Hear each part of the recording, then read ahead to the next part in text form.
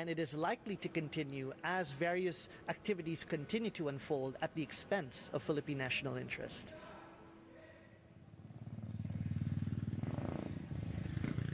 Back in Bamban, we have one last question for Alice Guo's political ally, Fortunato Mejia, the man with her poster hanging outside of his house. How does he feel about the prospect of Alice going to jail for human trafficking? Hindi niya gawa yun. Hindi ko naniniwala ang gawa niya yun. Hindi gagawin ni Alice sa human trafficking. Okay, he doesn't believe she would ever do something like that. Never na gagawin niya yun. Dahil may puso siya, tsaka alam ko, natatakot siya sa Panginoon. Okay, so she would never do that because she's got a heart and she's afraid of God. Inside the compound, we asked Marvin de la Paz, the man from PAOK, how it felt to walk around the abandoned buildings. It's very crushing for me because knowing that this place made money out from evil, so it's sad. It saddens me to know that there are people being abused just to have money, and there are people getting scammed, and it all happens in my country.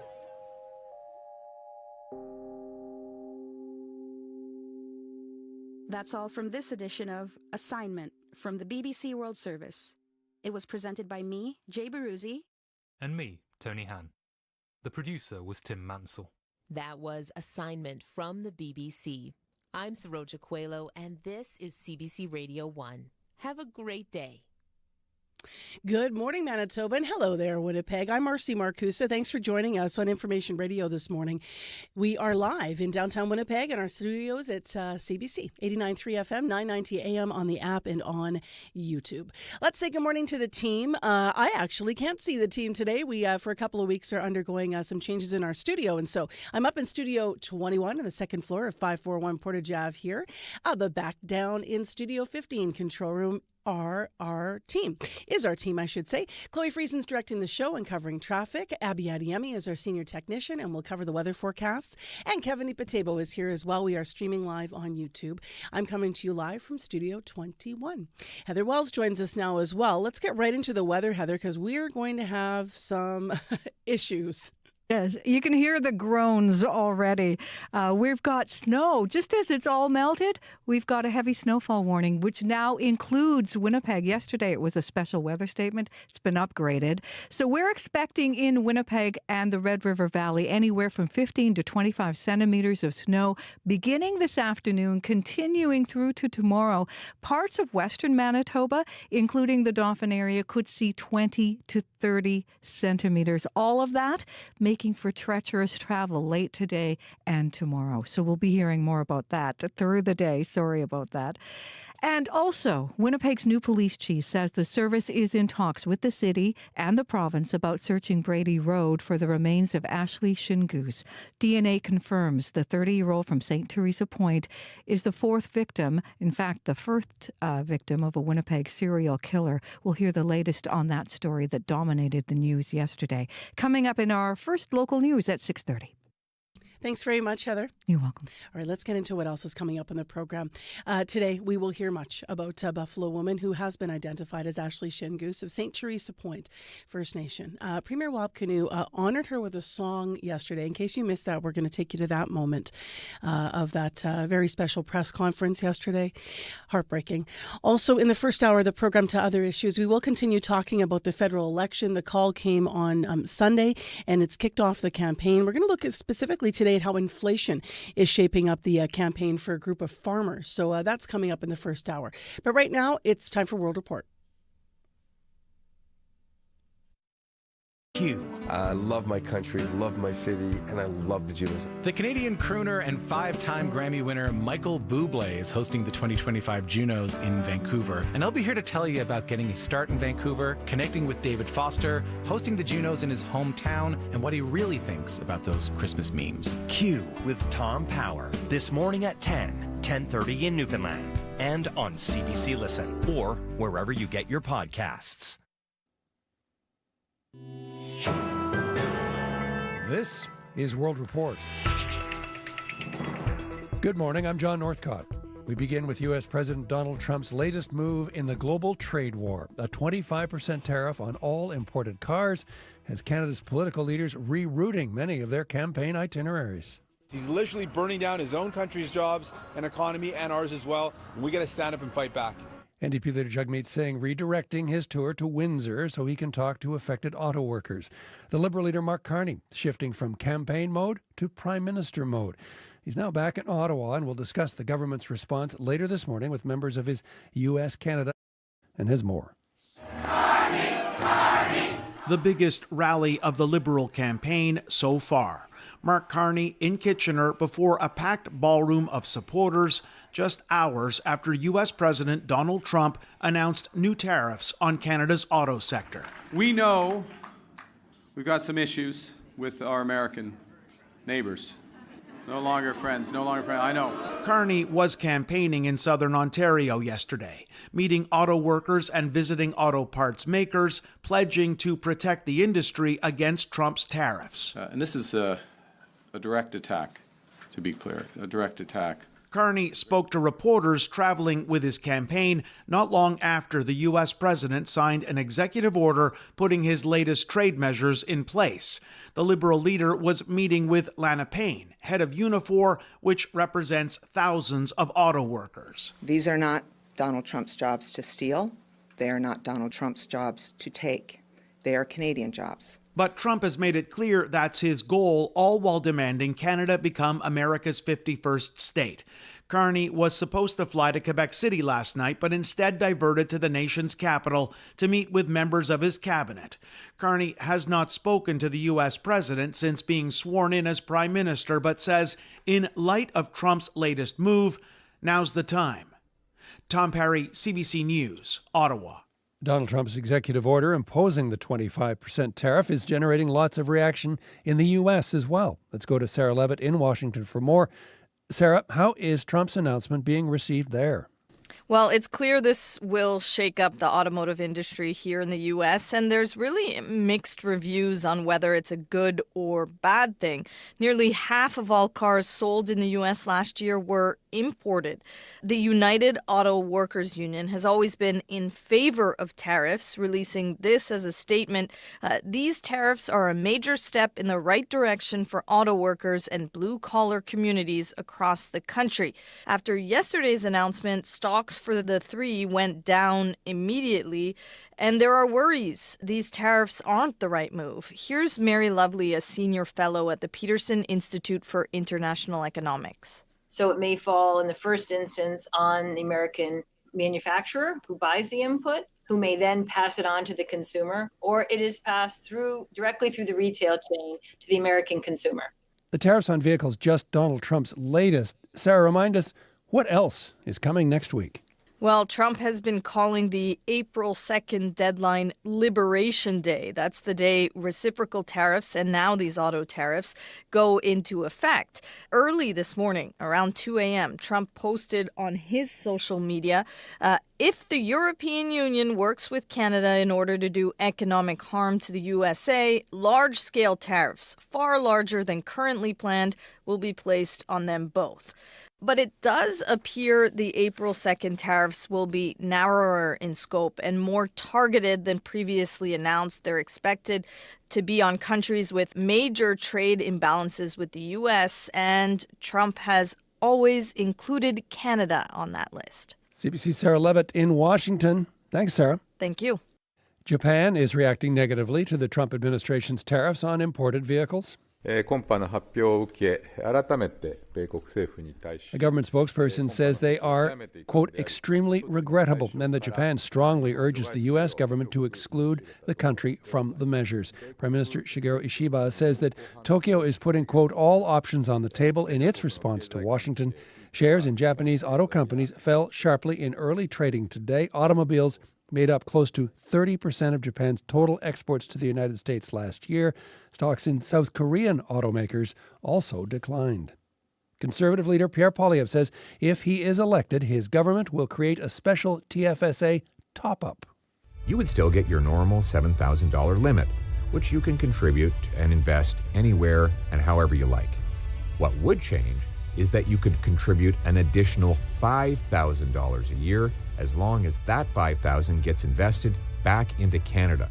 Poilievre is in British Columbia today, a province with a lot of seats the Conservatives must hold on to if he is to become Prime Minister.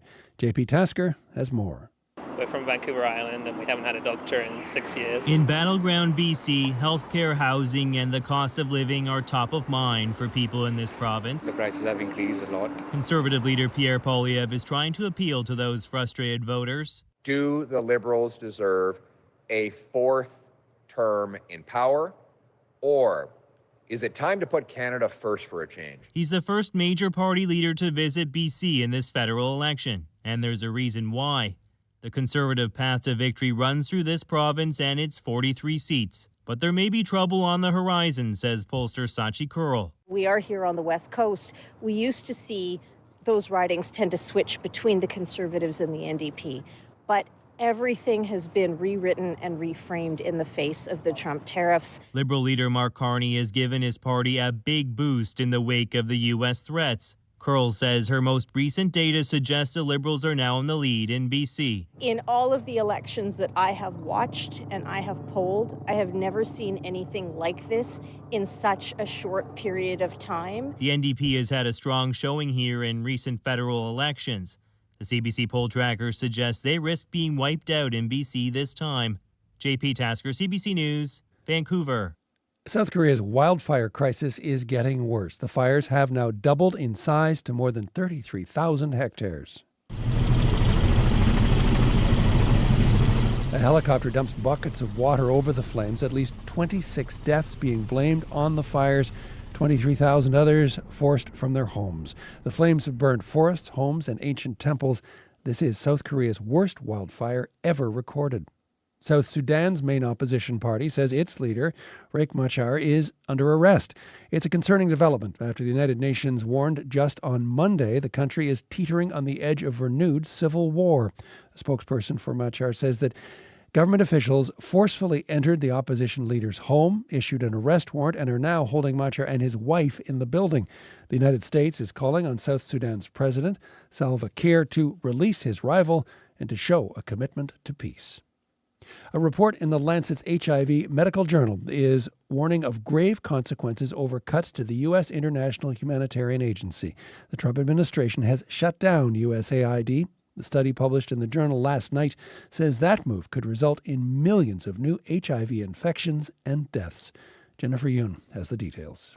It would revert decades of progress, absolutely. The worst case scenario, nearly 11 million new HIV infections and about 3 million HIV-related deaths in the next 5 years in low and middle income countries, unless the U.S. reboots foreign aid or someone else chips in to make up the difference. Health economist Deborah Tenbrink was alarmed at her own findings, published in the Lancet HIV medical journal Wednesday night. It's hard to imagine a world where treatment is available where we're still going back. It's awful. Dr. Anya Gephardt remembers the helplessness of years past, working on the ground in East Africa and not being able to save her patients dying of AIDS. After so many years of working so hard that we suddenly find ourselves going back a decade. Now working to prevent HIV in kids at the Elizabeth Glaser Pediatric AIDS Foundation near Washington, D.C., she dreads the possibility of facing the same situation despite medical breakthroughs. What bothers me the most is the idea that this is completely preventable. Gephardt wants stakeholders to come up with other ways to fund HIV prevention quickly, even though she knows it's a tall order. Something that has been built over so many years cannot be changed within 2 months. Tenbrink is urging high-income countries like Canada to ramp up international aid in the meantime. HIV is borderless. It doesn't discriminate. She warns if we don't, the crisis could spill over to our shores too. Jennifer Yoon, CBC News, Toronto. And that is the latest national and international news from World Report. If you're enjoying the World Report podcast, please tell a friend or rate and review us. It helps spread the word. I'm John Northcott. This is CBC News.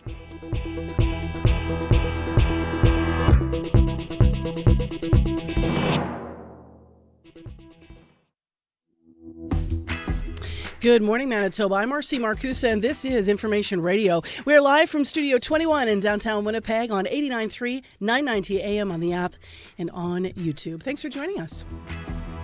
We're going to have an eventful day in the weather. That's my way of trying to be positive about a big snowfall warning that's been issued for the city of Winnipeg and much of central and western Manitoba. Abby Adiyami's in with our details in just a moment, so stay tuned. And we'll walk you through what is coming. So be warned, be prepared. This hour on the program, we are going to hear more about Buffalo Woman, her identity revealed. Heather will talk about that in a moment. This hour, the Premier sang at a press conference yesterday around this story. And so we will hear from him, actually. In case you missed that, we're going to hear what he's saying. Also, this hour on Information Radio, we're going to take you to an issue about affordability and build on what you might have heard in World Report. Affordability is not there for any of us right now, but for a lot of people, some 20 years ago, it's really changed. We're going to hear from a special CBC National Bureau. They're looking during this election at what matters to voters in a very unique way, so we're going to hear more about that, specifically looking at affordability. Right now, though, let's get to what was making top news in our province yesterday. Heather Wells is here with our headlines. Good morning. Good morning.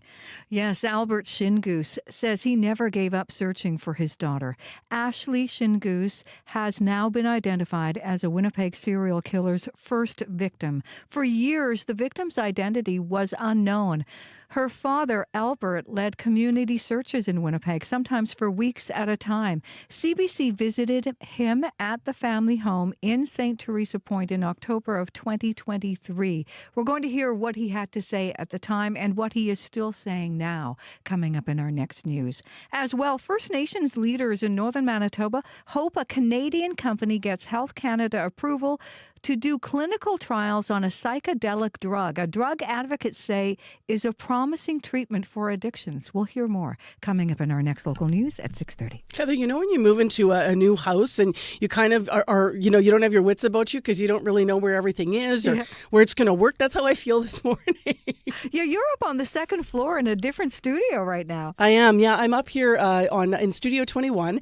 It's different from our, obviously, studio. And the biggest difference is we're disconnected. So I can't see Heather and Abby and Kevin and Chloe, our studio director, our show director, because I'm just up here on my own. So I'm relying on sort of, cues, obviously, on my headphones and such. But it's interesting because the biggest problem is proving to be, where's my mouse? How do I reach my coffee?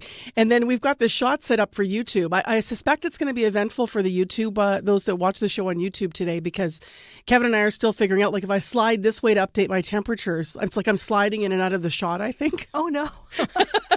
So it looks like I'm roller skating around this little studio. But well, that's fun. It's fun. I suspect I might lose a few pounds in the next week because we're also having to run up and down the stairs to talk to each other. So yeah.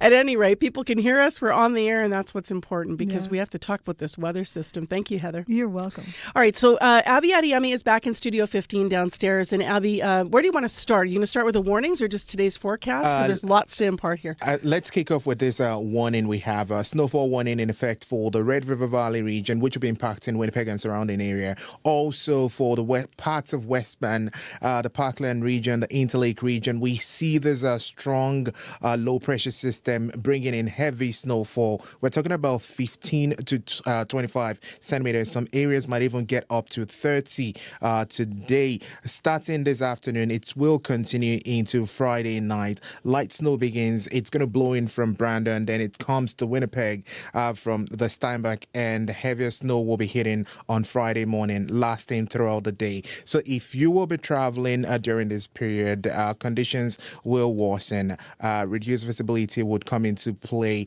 You're going to see blowing snow because, we don't have snow on the ground as for now. So with the winds that will be coming with that, it's definitely going to be blowing around, making the roads really, really tricky to travel on. So travel will be, you need to take it easy on the road.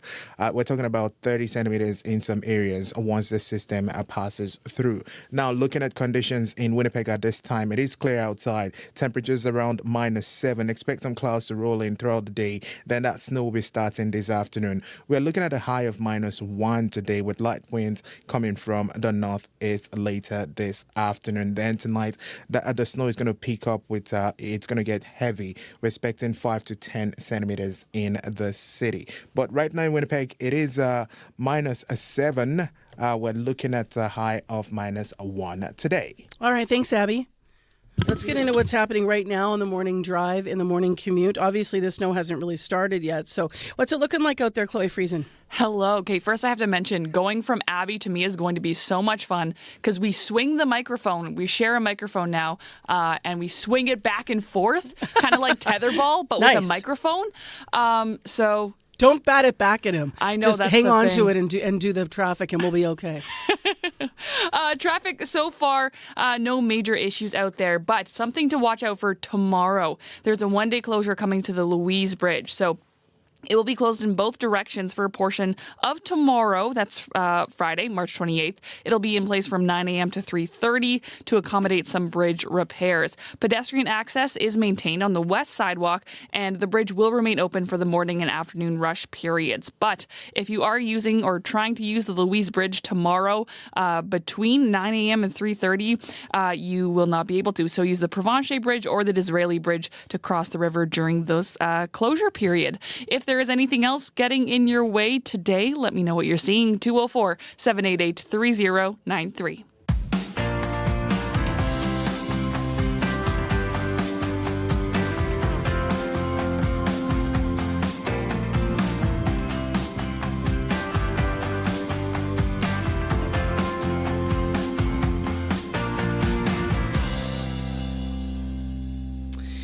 Well, it was an afternoon of people just feeling all kinds of different emotions yesterday as the identity of Mushkade Bishke Ikweban, also called Buffalo Woman, was confirmed.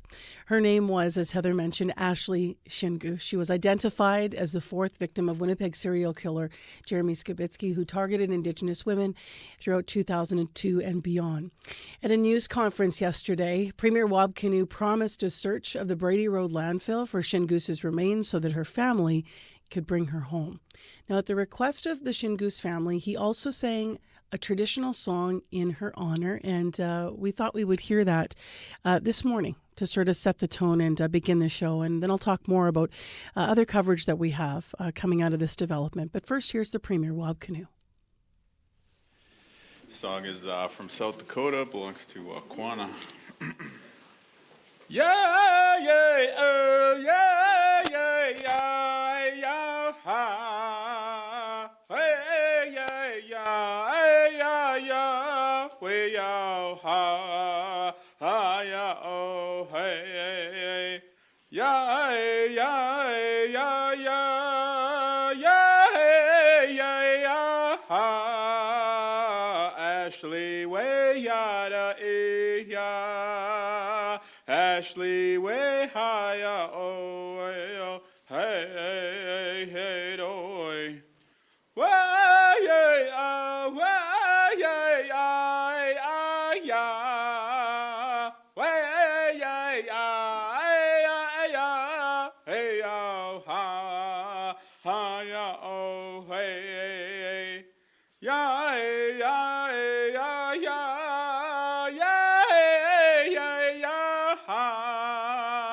Ashley, way, yeah, yeah, yeah.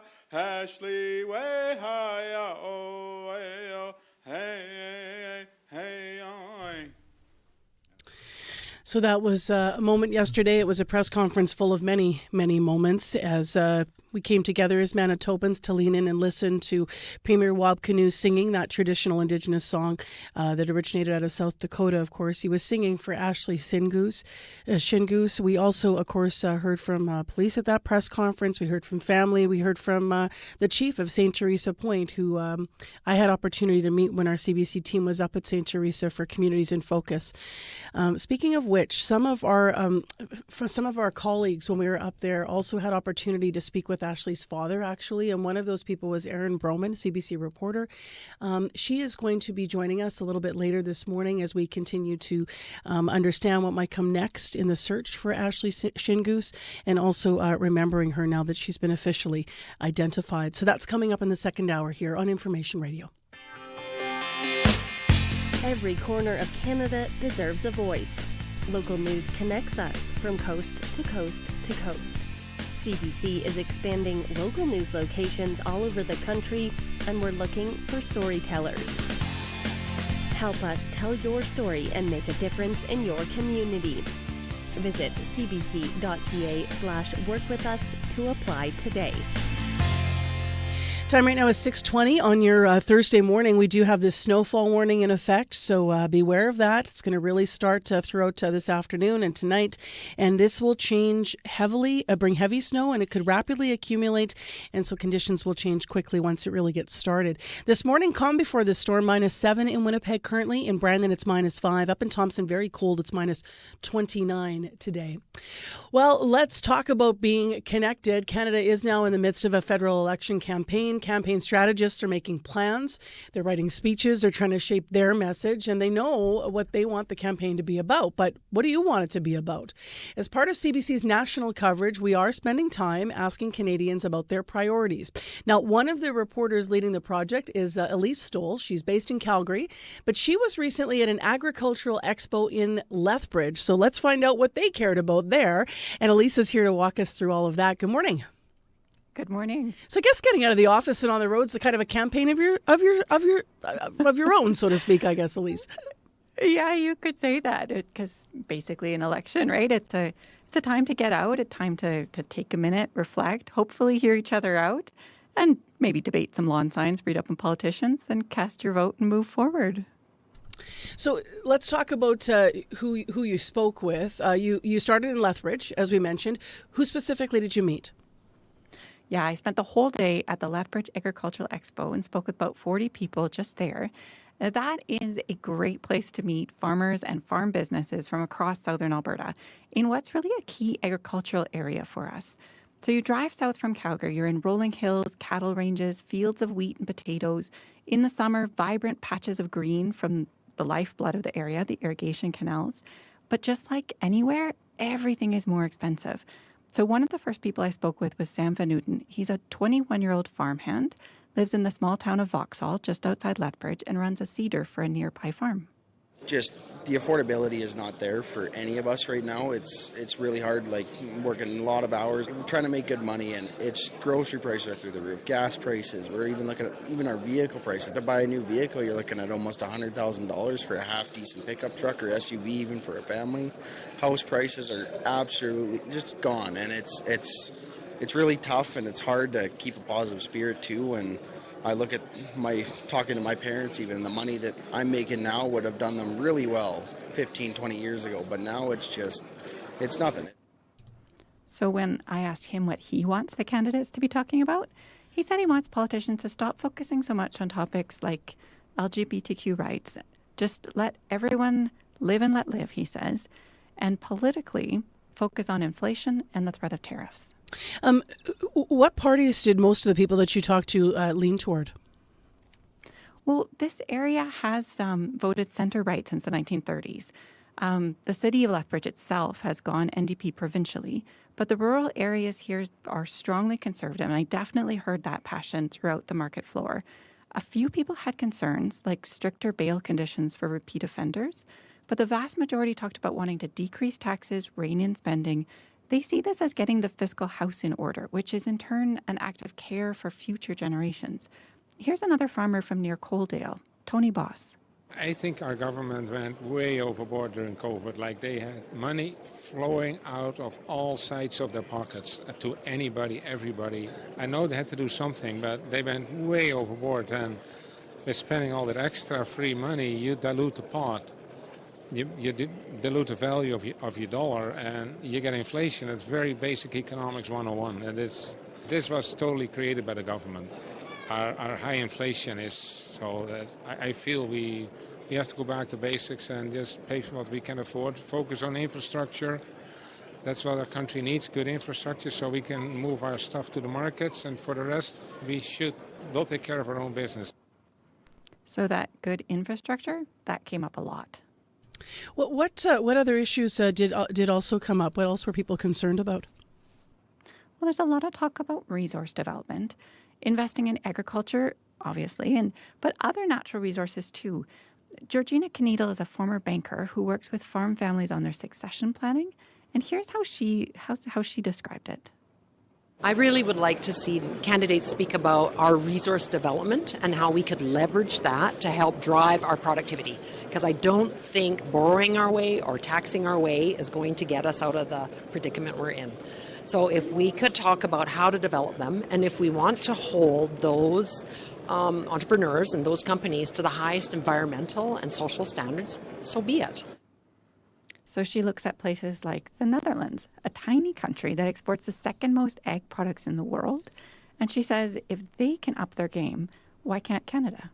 What's next for you in this project? Where are you heading next? Well, we want to hear from more people, more perspectives. And actually, anybody can participate in this just through email. Just email ask@cbc.ca. Tell us what matters to you during this campaign. And especially tell me what's been happening in your life and in your community to shape that perspective. And then across CBC, we're planning to broaden this whole thing out. Ontario, Atlantic Canada, love to hear from your region, the North. The plan is to build like this massive collage of experience and opinion so we can all read and share and just understand each other in this moment. Important. It's an important moment. I know we've already been assigned in Manitoba. When we were hitting the road in Winkler and in Morden last week, we were already gathering some of those thoughts around what people are thinking about, which is really the only way to cover an election is to go and ask voters what they want, what they need, what they think. Thanks very much for this, Elise. Appreciate your time. Yeah, for sure. That is Elise Stolte. Pardon me, I've mispronounced Elise's last name. Based in Calgary. Again, share what matters to you in this election. And if we can't get out to your region, you can still reach back to us. So as Elise mentioned, you can email ask@cbc.ca, ask@cbc.ca. I'm Marcy Marcusa. We are live in downtown Winnipeg this morning in our studio here. I'm in Studio 21 at CBC. You're on 89.3 FM, 990 AM on the app and on YouTube. Time right now, 6:26. Next local news coming up at 6:30. Then we'll touch base and get our business report on. I also want to mention that later in the show we have ongoing election coverage from that Manitoba perspective. Today, what matters to Gen Z? What are the issues on their minds? And we're going to talk to two first-time voters, so it's going to be very interesting because one of them says that he doesn't really trust any politicians. He's still going to vote, so we're going to hear why and what his issues are. And the other is going to talk about housing making the top of her list, and specifically concerns about maybe affordability of housing and wondering what the future is going to bring around mortgage rates and such for her. She's just turned 18. So we have those two voters on coming up for you here after 7 o'clock. Right now, though, we have music from three brothers who make up the foundation that's the Winnipeg band Finn. Their sophomore album is called Already Gone. They're celebrating the release, though, with a show that's coming up next month at the Handsome Daughter. This is Finn in Banning Street.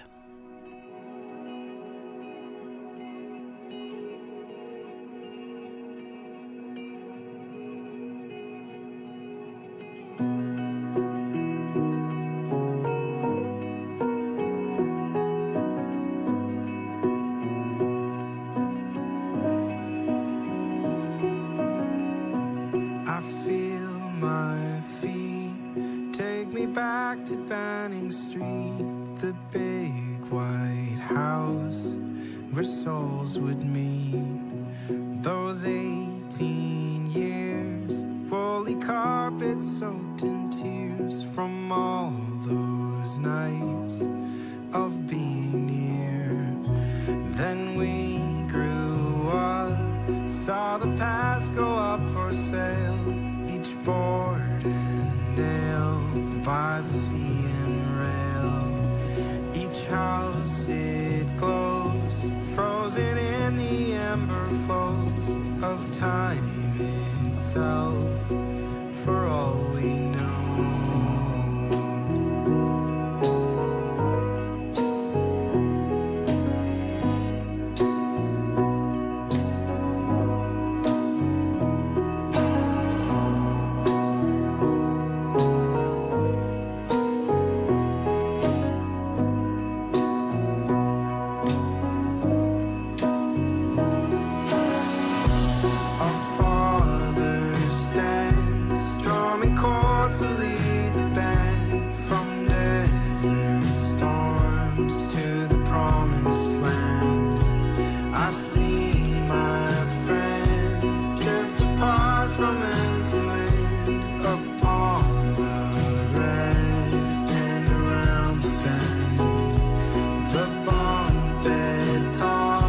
Consultation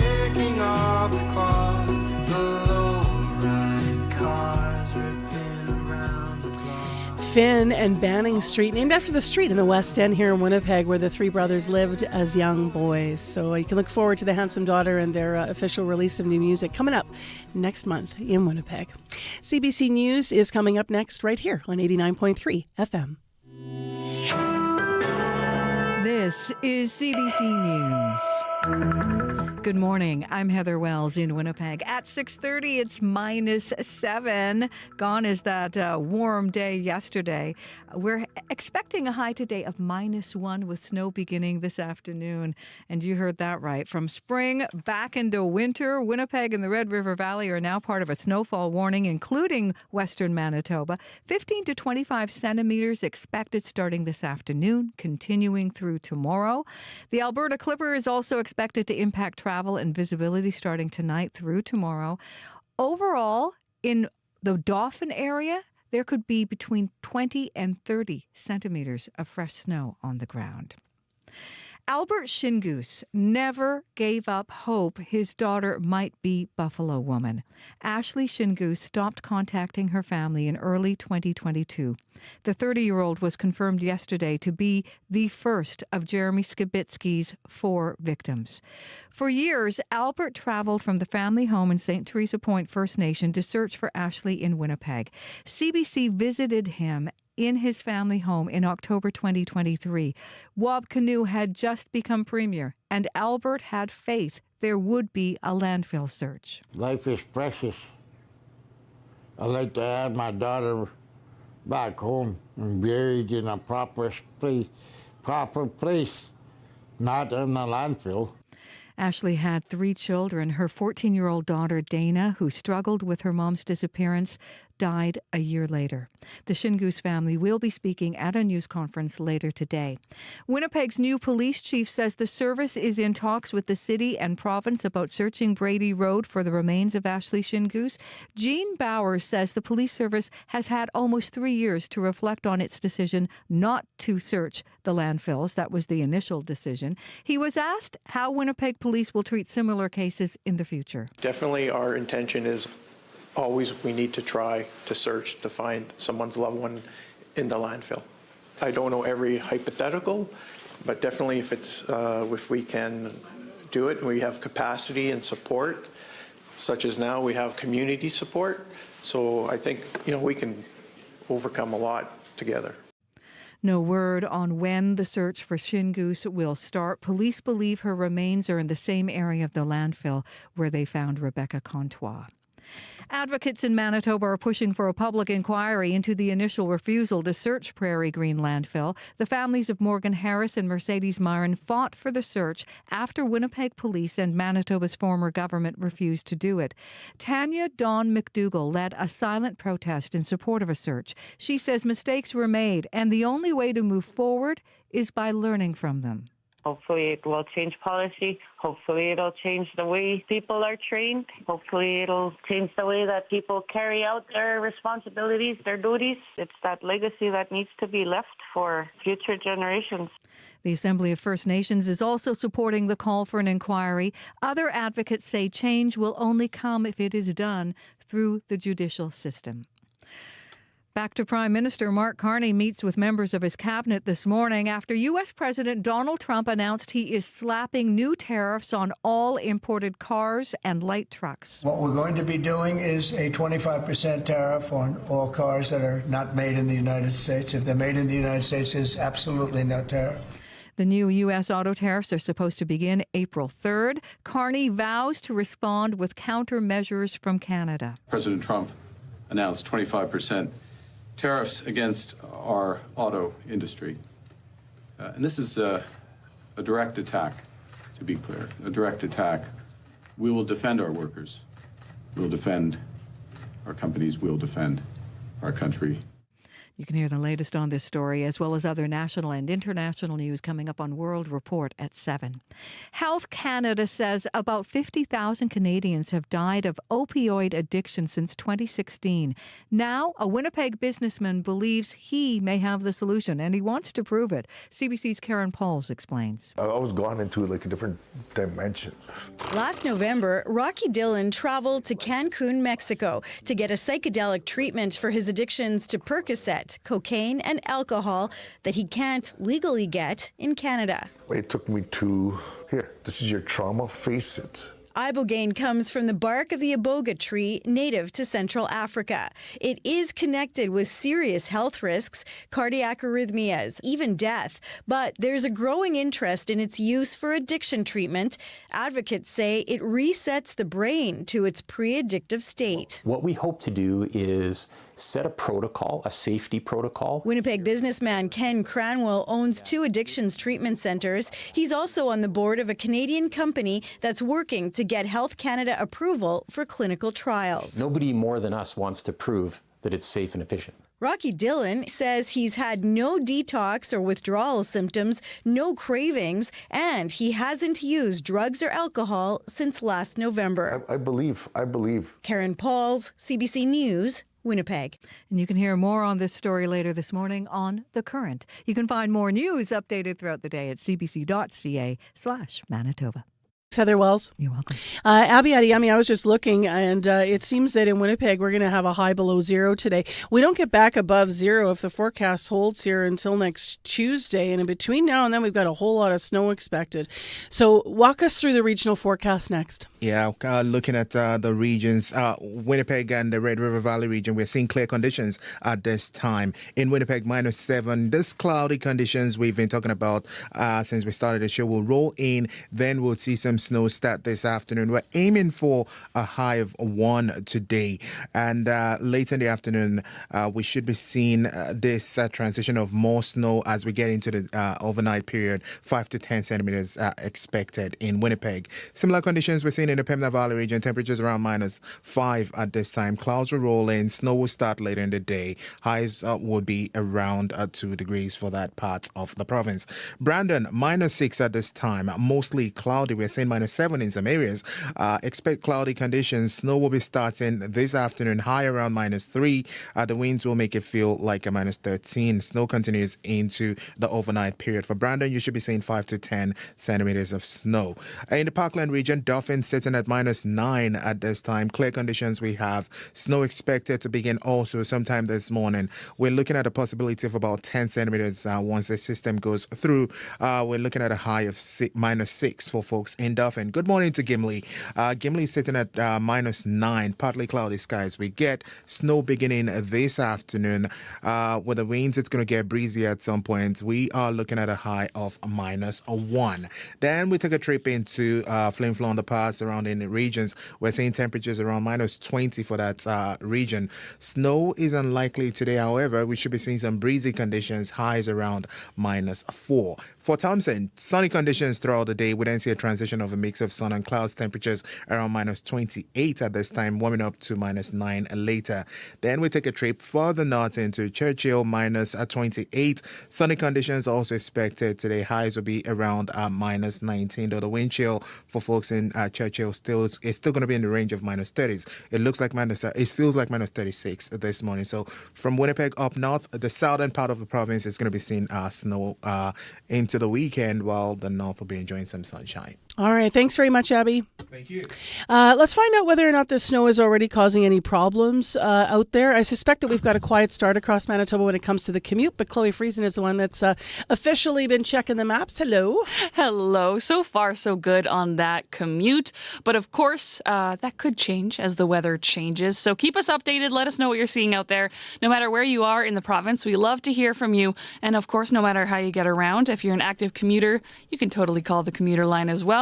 The number is 204-788-3093. So, Chloe, I'm up in Studio 21 today, so a bit disconnected visually from you guys. Obviously, you're downstairs at CBC in Right. Studio 15. We're just doing a something small to or something to fix our studio up. So while it's being fixed, I'm up here. But I thought, I could still see what's going on YouTube and see you guys. And if I Google CBC Manitoba YouTube, because we stream every morning, Right. Except I Googled YouRube, which is something different. It is something different. I don't even know what that is. It's nothing. In case you're wondering. All right, let's move on. Time right now is 6:39 a.m. on 89.3, and it's time to talk business news. Crystal Lee Ramlakan joins us, as always, to tell us what's going on. Good morning. Hey, good morning, Marcy. So why don't we start with what's coming soon, we believe, because April 2nd's the date. U.S. President Donald Trump says he will go forward with 25% tariffs on all automobile imports in the United States. That's starting next week. So what could be the impact, Crystalie? Yeah, well, Canadian auto industry leaders say it will raise the prices of cars for consumers and devastate the sector. So they say the Detroit 3 automakers may have to move their parts divisions back to the U.S. And shares of Ford, General Motors, and Stellantis all slid in after-hours trading after this announcement. And industry leaders also say it seems like either Trump doesn't understand or care how heavily intertwined the Canadian and American auto sectors are. So we've talked about this in the past. You know, parts can cross international borders up to 8 times before a vehicle is finally assembled. And the Canadian Chamber of Commerce says the tariffs could throw away tens of thousands of jobs on both sides of the border and encourage companies to build and hire elsewhere. Now, the Global Automakers of Canada says Trump's policies fly in the face of promises he's made about affordability. It says the tariffs are really taxes on American consumers, and the uncertainty caused by the steady stream of announcements, exemptions, delays, and threats is also weighing on the economy. Let's go to another story, but still stay on tariffs. How are they affecting interest rates?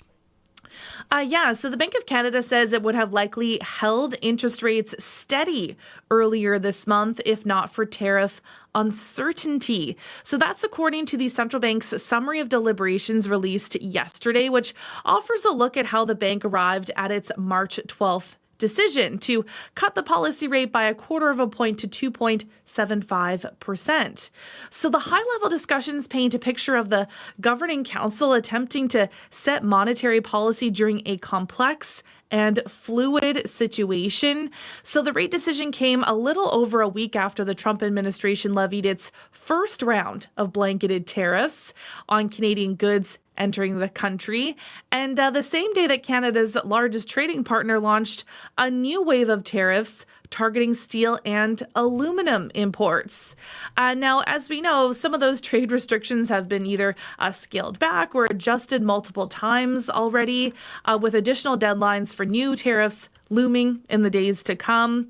And the central bank also notes that, the Canadian economy had actually been doing pretty well, performing above expectations heading into 2025, which could have provided conditions for a rate hold after 6 consecutive cuts.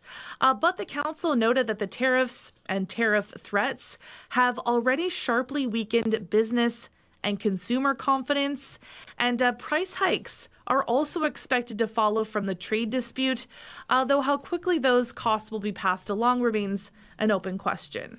And the Hudson's Bay is looking for a few extra days to try and save some of its stores, we understand. So what are the details this morning? So the department store has asked an Ontario court to approve a restructuring agreement that will give it a few extra days to save the 6 stores it has so far spared from liquidation.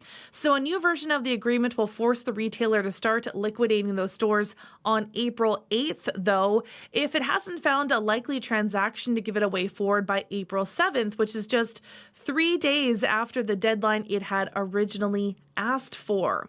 So, this wasn't exactly what the country's oldest company wanted either, but it was really the best arrangement it could find. The company wanted to try to save more stores. It wanted more time and latitude. But the bulk of its 80 stores entered liquidation sales this week as the company faces financial difficulties. But recent strong sales have allowed the company to temporarily save 6 stores in Ontario and the Montreal area. But you know what? This also comes as thousands of workers are finding out they will not get severances. But 121 managers and executives are set to get up to $3 million total.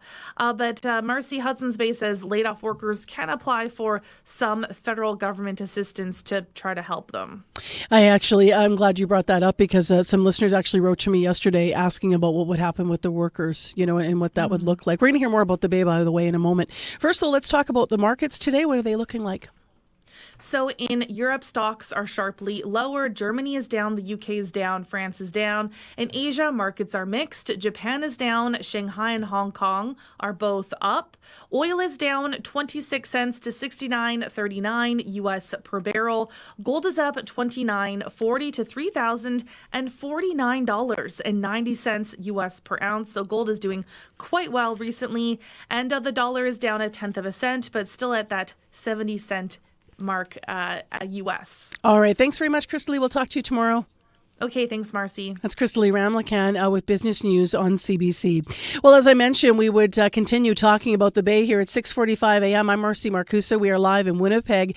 And she was talking there, Crystalie, in her report about the 6 stores that the Bay is seeking to save.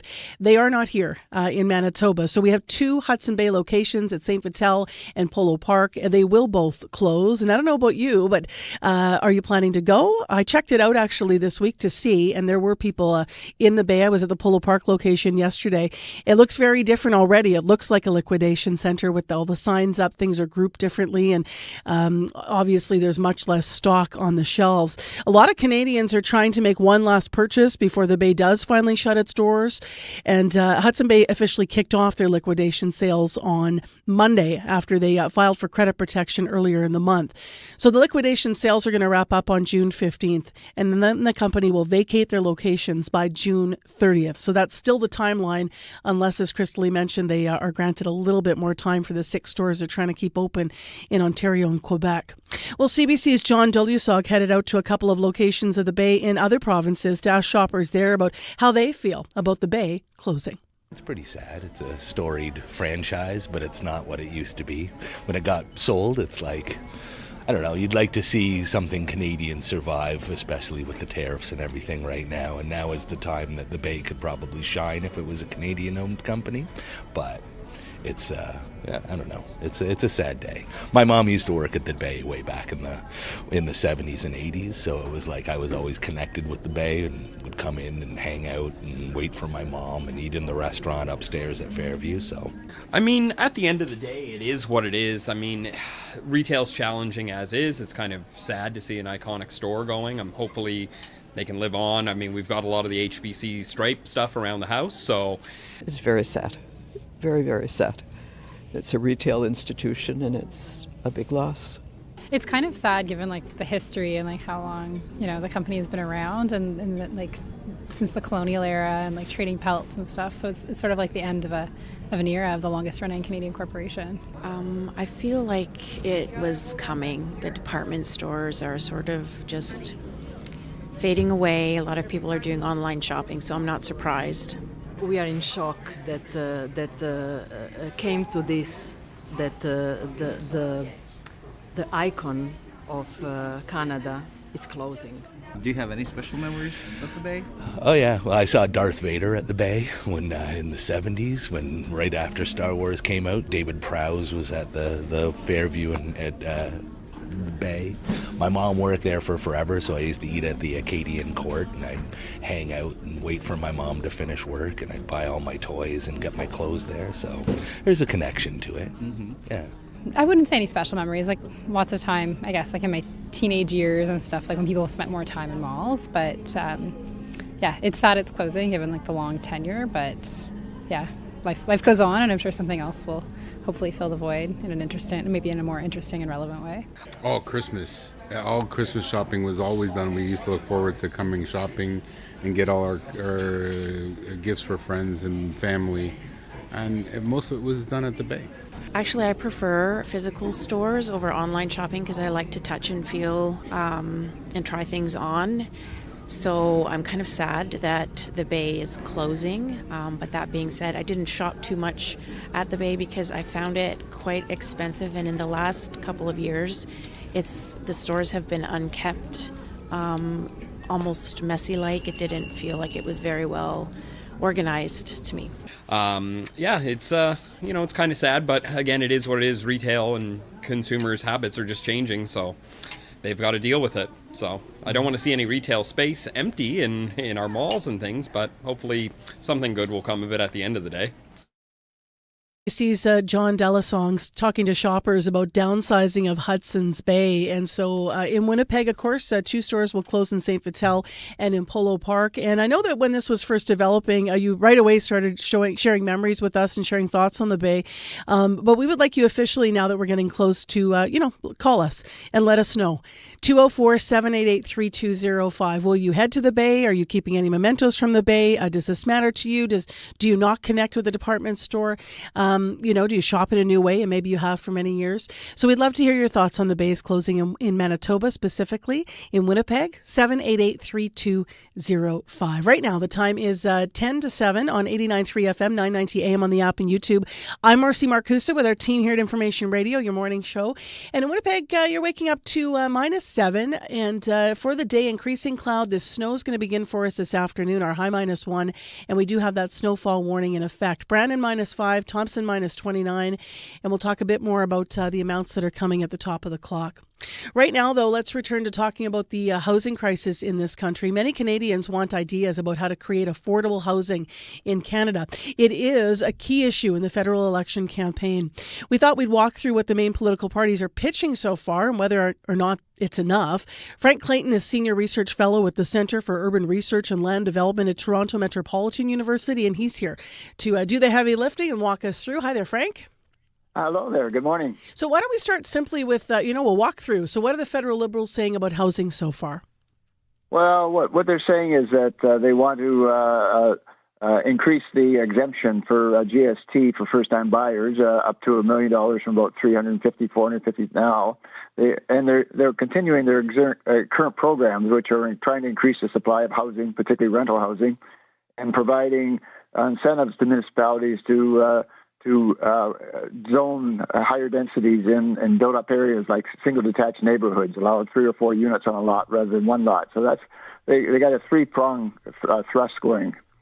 And so, listeners, if you listen to our show regularly, you've heard the mayor on talking about this, Mayor Scott Gillingham. We call it the the Liberals call it the Housing Accelerator Fund, and that is in Winnipeg been a hot topic because those changes you mentioned to density is something that's somewhat contentious in some neighborhoods, but the feds put that as a stipulation for cities to agree to that to a certain extent to be able to get the funding for housing. How do you analyze this? Strength and weakness of the policy? Well, the GST for first-time buyers exemption, increasing that doesn't do a lot for the market because most first-time buyers buy a resale house, which is lower price than a new house. So if you want to help the market at all on that regard, you should basically do what the Conservatives are proposing, is that allow all new buyers of buyers of new housing exemption up to $1.3 million, which would certainly cover most housing in Winnipeg. So that makes more sense to have a blanket exemption. In fact, I would argue they probably should get rid of the tax totally because there's no tax on the resale housing. So why have a tax on new housing but not resale housing when they're sold? And what's a strength of the policy in your view? The strength of the Conservatives?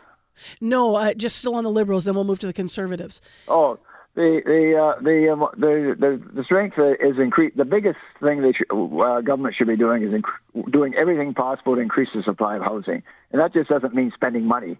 It means like changing the planning system, as you mentioned in Winnipeg, allowing more green development on farmlands, higher density development, but put more money into infrastructure if you're going to do money. But really change the rules, ground rules, and make it easier to get land through the planning system, get on the market quickly, and less costly. Got it. So that's the way to help the market. Yeah. So you see the change in zoning to make this happen quicker is a positive thing.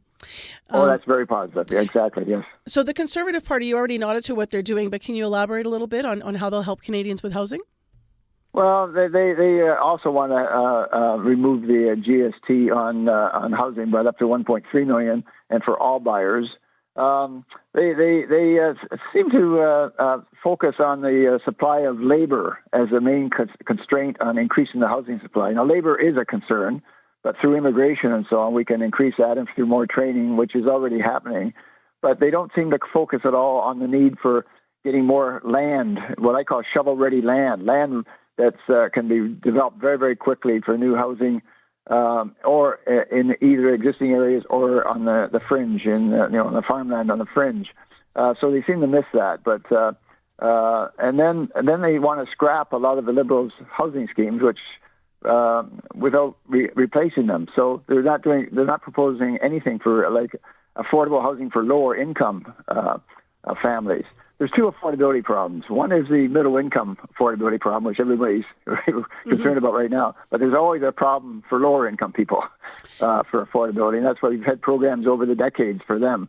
So the thrust right now should be helping middle income people, which actually helps lower income people because there's less competition for lower rental units from middle income people. So you want to get the affordability going for the middle income people, and that helps lower income as well to some degree. And Pierre Poilievre has said on the Housing Accelerator Fund, just because we talked about it so much, that is something that he would scrap. So as you said, what might they replace it with? They may make more announcements. For early days here. Let's go to the NDP. They have an idea of allocating all appropriate federal land for rent-controlled housing. What are your thoughts on that idea? Well, the Liberals are already doing that. They're moving in that direction, as are municipalities and provinces. So it's already happening. And I don't think it should be, I agree, use many sites that are suitable for housing as possible that's owned by government.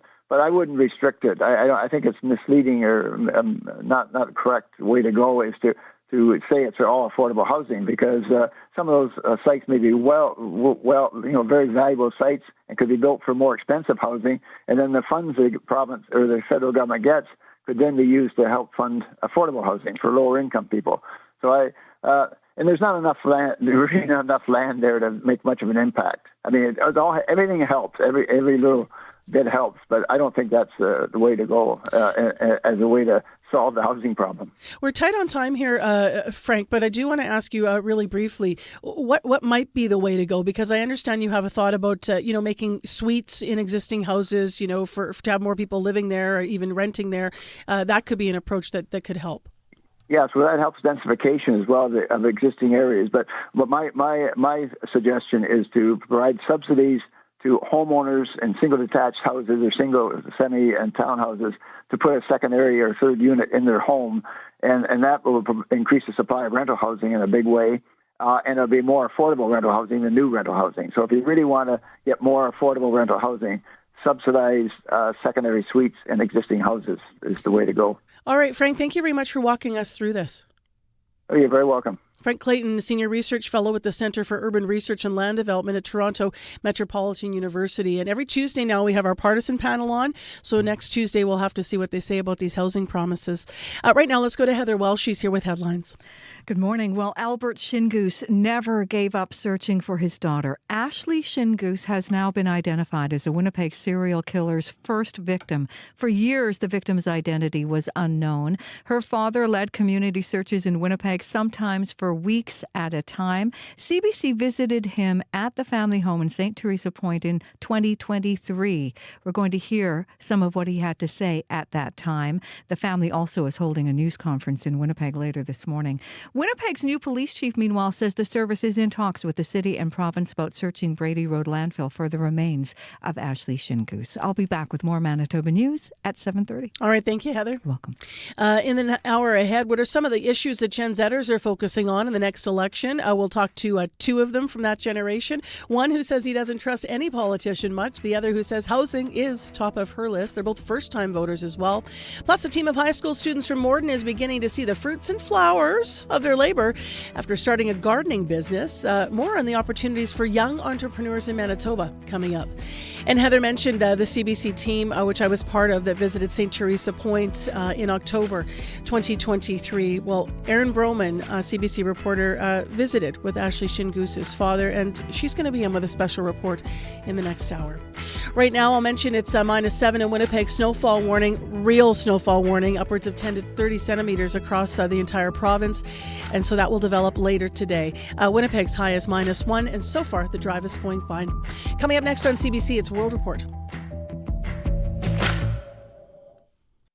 Today on The Current. How can we preserve their dignity and their autonomy in some ways when in other ways they need more from us? Hundreds of thousands of Canadians live with dementia and get help from family and professionals in their day-to-day lives. We'll try out a dementia simulator that lets caregivers see the world through the eyes of a person with dementia. That's coming up on The Current. The Current with Matt Galloway. This morning at 8:37, 9:07 in Newfoundland, and on the CBC Listen app.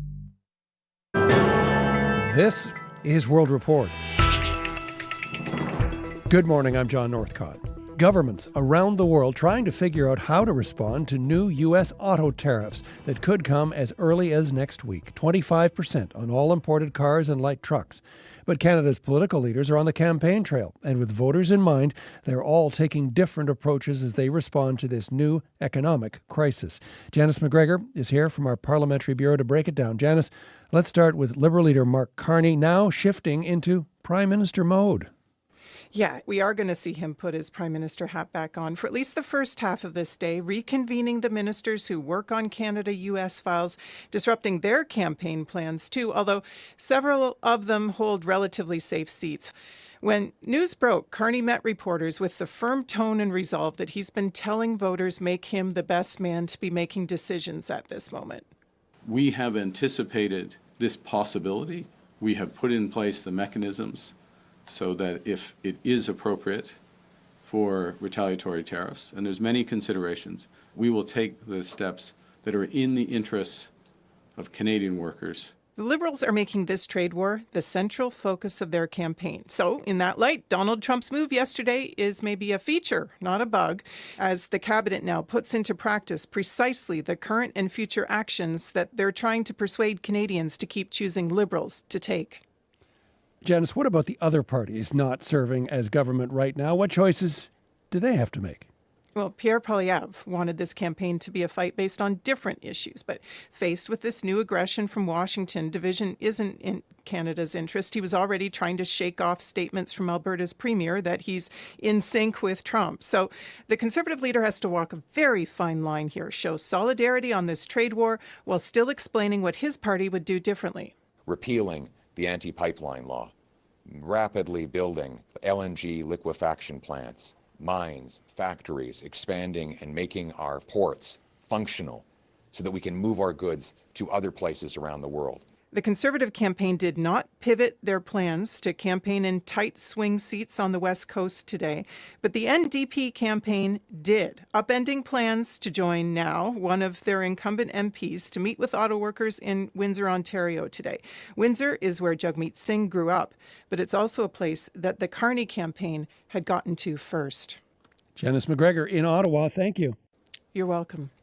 Some of Washington's major trading partners in Europe are condemning this latest move from the Trump administration. Anna Cunningham has more from London. The United States is the EU's largest market for exporting cars, and this decision by US President Donald Trump to raise tariffs is likely to intensify the speed at which the EU retaliates. The European Commission President Ursula von der Leyen in a statement says the decision is deeply regrettable, adding it is bad for business and worse for consumers. Her comments are echoed around Europe, not least in Germany, where the three biggest German car makers, BMW, Audi and Mercedes-Benz, make up about 3/4 of the EU's automotive exports to the US. The German economy minister Robert Habeck says the US tariffs will make cars more expensive. The French finance minister Eric Lombard says the trade war must end because it leads nowhere. He says the only possible answer for Europe is to raise its own tariffs. We don't want to get into a trade war, says the UK's Finance Minister Rachel Reeves. We're in intense negotiations at the moment with our US counterparts. But she added the US was right to be concerned about countries that run persistent large trade surpluses with them, noting the UK is not one of those countries. In Spain, the call now is to buy European. It is a good opportunity, says Spain's Foreign Minister José Manuel Alberes. Look at the extraordinary cars that are made in Spain and Europe, he says. Anna Cunningham, CBC News, London. Trump's vehicle tariffs are reverberating in Asia as well. Japan says it will consider all options in its response to Washington, and South Korean officials say the tariffs will create considerable difficulties for their auto sector. 글로벌 불확실성이 커지는 상황이지만 우리 기업이 혼자 Global uncertainties are growing, says the industry minister, but South Korean auto companies will not be fighting alone, he says. Seoul officials say they're working on an emergency response to the new levy, but add that they want to talk to Washington about ways to minimize the negative impact. Shares fell in South Korea's Hyundai Motors and Kia after Trump's announcement. India is hosting a U.S. trade delegation hoping to forge a trade deal to soften the impact of reciprocal tariffs there. The U.S. president has repeatedly criticized India, calling it the tariff king. CBC's South Asia correspondent Salima Shivji has more. India, Mexico and Canada, and countless other nations charge us tremendously higher tariffs than we charge them. That was the first major warning sign from U.S. President Donald Trump, which sent Indian officials scrambling. India charges us auto tariffs higher than 100%. The threat of looming reciprocal tariffs has pushed the South Asian country, known for its high trade barriers and protectionist policies, to make concessions to appease their largest trade partner. The 6% equalization levy. That's India's finance minister this week, announcing the country is scrapping a digital ad tax that was hitting U.S. tech giants like Meta and Google. And that's just the first step.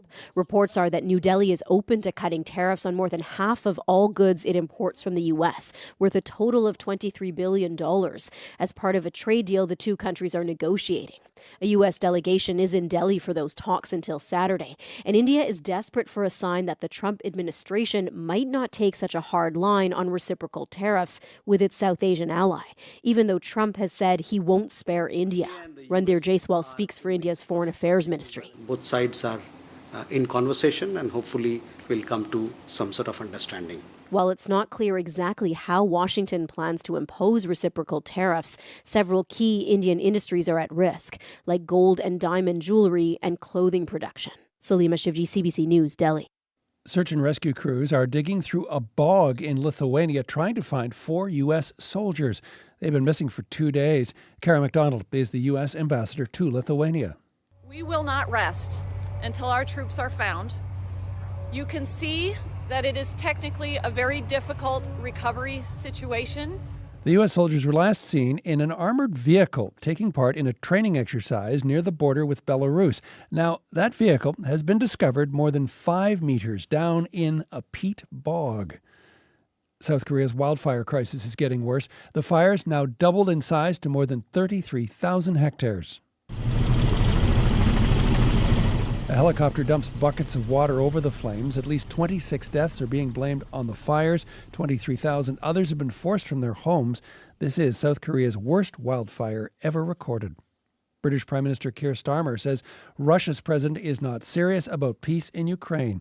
In a statement, Starmer accused Vladimir Putin of playing games with the agreed-upon naval ceasefire in the Black Sea and of making hollow promises while Ukraine tries to negotiate in good faith. The British Prime Minister is joining leaders from 30 other countries, including Canada, today in Paris. They'll be discussing what they can do to help Ukraine if a ceasefire does happen. In Quebec, nationalism always on the mind, especially during federal elections. But this time around, threats from U.S. President Donald Trump are evoking a different kind of patriotism. Gubina Oduro explains.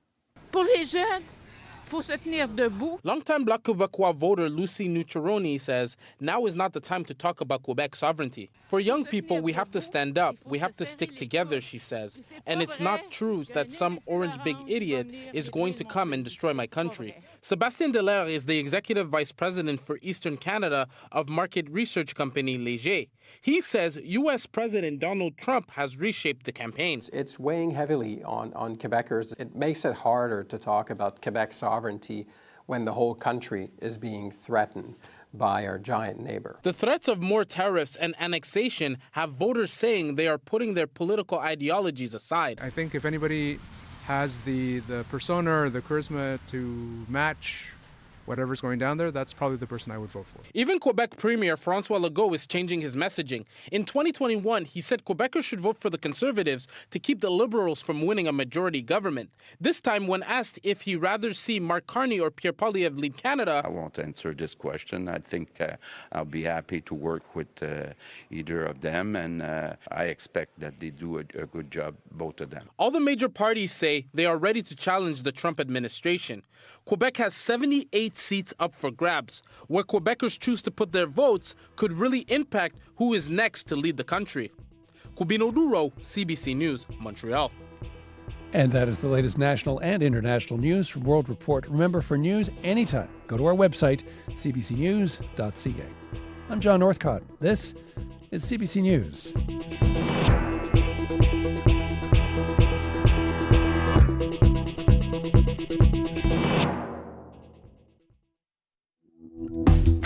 Good morning, Manitoba. I'm Marcy Marcusa, and this is Information Radio. We're live in downtown Winnipeg, where we do have a snowfall warning in effect.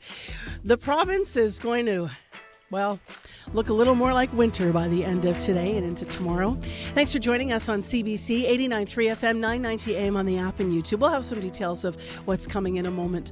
This hour on the program, a team of high school students from Morden is beginning to see the fruits and the flowers of their labor after starting a gardening business. We're going to hear more about the opportunities for young entrepreneurs. And speaking of young people, what are some of the issues that Gen Zers are focusing on during the next election? We had a chance to chat with two of them. They joined me yesterday in studio. They're first-time voters, and we're going to hear some of their issues around housing and trust of politicians. And at 10 to 8, a special feature report. It has been a long road for the father of Ashley Shinus. He's waited 3 years to learn whether or not his daughter was Buffalo Woman. And yesterday, the identity came. The unidentified fourth victim of serial killer Jeremy Skibitsky was, in fact, Ashley Shinus. CBC's Aaron Broman is going to join us to tell us more about yesterday, all of the things that were said, what we heard in this very emotional press conference. But also, Aaron is going to join us because she visited with Albert Shinus when we were up in St. Teresa Point. So Aaron's in with her special report just ahead of 8 o'clock. Right now, let's go for more on these stories and other stories to Heather Wells, who's live in our news center with headlines. Good morning. Good morning. Well, Winnipeg's new police chief says the service is in talks with the city and the province about searching Brady Road landfill for the remains of Ashley Shinus. No word when that search will start. The province and city have committed to supporting it, and police believe Shinus's remains are in the same part of Brady Road landfill where they found Rebecca Contois. And just off the phone with Environment Canada, and it's a bit of a snow surprise for Winnipeg. We've been talking for a day or so about this snowfall warning for Western Manitoba, and now today Winnipeg is included, and it's because there's not one band, but two bands of snow from this Alberta Clipper. And at points tomorrow, Environment Canada says we're going to see about 5 centimeters of snow an hour. So we'll have more on that as well coming up in our next news at 7:30. What are you talking about? I'm so sorry. Because initially this was like, oh, maybe it'll miss Winnipeg. Yes, but we'll yeah, probably get 10 centimeters in total. Yeah. So now the total amount for Winnipeg is going to be, 5 centimeters an hour. Who knows? It could be 25 or more. For the city, too. For the city. Sorry, I know everyone listening across Manitoba is like, stop it, Marcy. We have lots of snow in other parts of the province still. But in Winnipeg, we really We finally just got rid of the snow. No, we were finally seeing grass everywhere. All right. It's it's going to come really fast. I think that's the rapid accumulation is certainly part of why we're talking about it so much, just so you're prepared, right?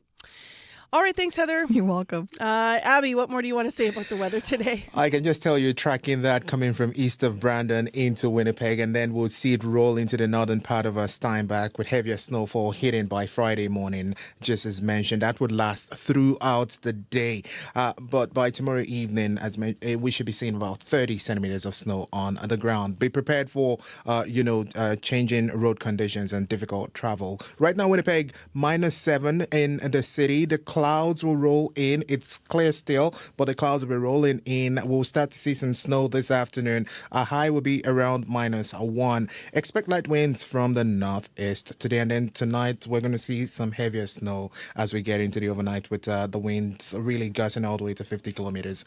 So in summary, snowfall warning in effect for most of southern Manitoba today. Roads may get slippery as you commute today. We're looking at a high of -1. All right, thanks, Abby. That sound you might be hearing, I'm laughing because we're in different studios this morning because we're doing some work in our main studio. So the control room, that's Abby sliding the mic over to Chloe Freeze. And apparently we need to, what is it you put on that, WD-40 or something? We need something. Doesn't sound good. The commute this morning, how's it going? Not too bad. Haven't got any calls on the commuter line so far, but I do want to talk about a few closures coming up. One that's already in effect is Dawson Road North. We're looking at the complete closure of all eastbound and westbound lanes of Dawson Road North for sewer work. And this is until July 4th, if you can believe it.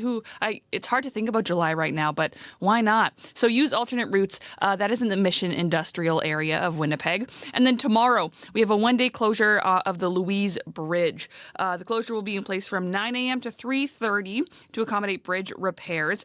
Pedestrian access on the west sidewalk is still maintained, and the bridge will be open for the morning and afternoon rush periods. But if you are trying to use the Louise Bridge during those times it's closed between 9 and 3:30. Use the Provencher Bridge or the Disraeli bridges to cross the river during that closure period. And of course, if you do see something on your commute this morning, give us a call at 204-788-3093.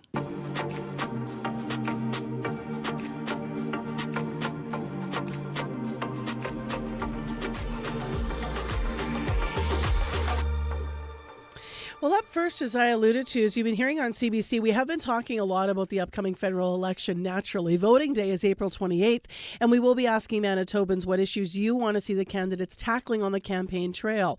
But yesterday, I had a chance to speak with two voters who are voting for the very first time.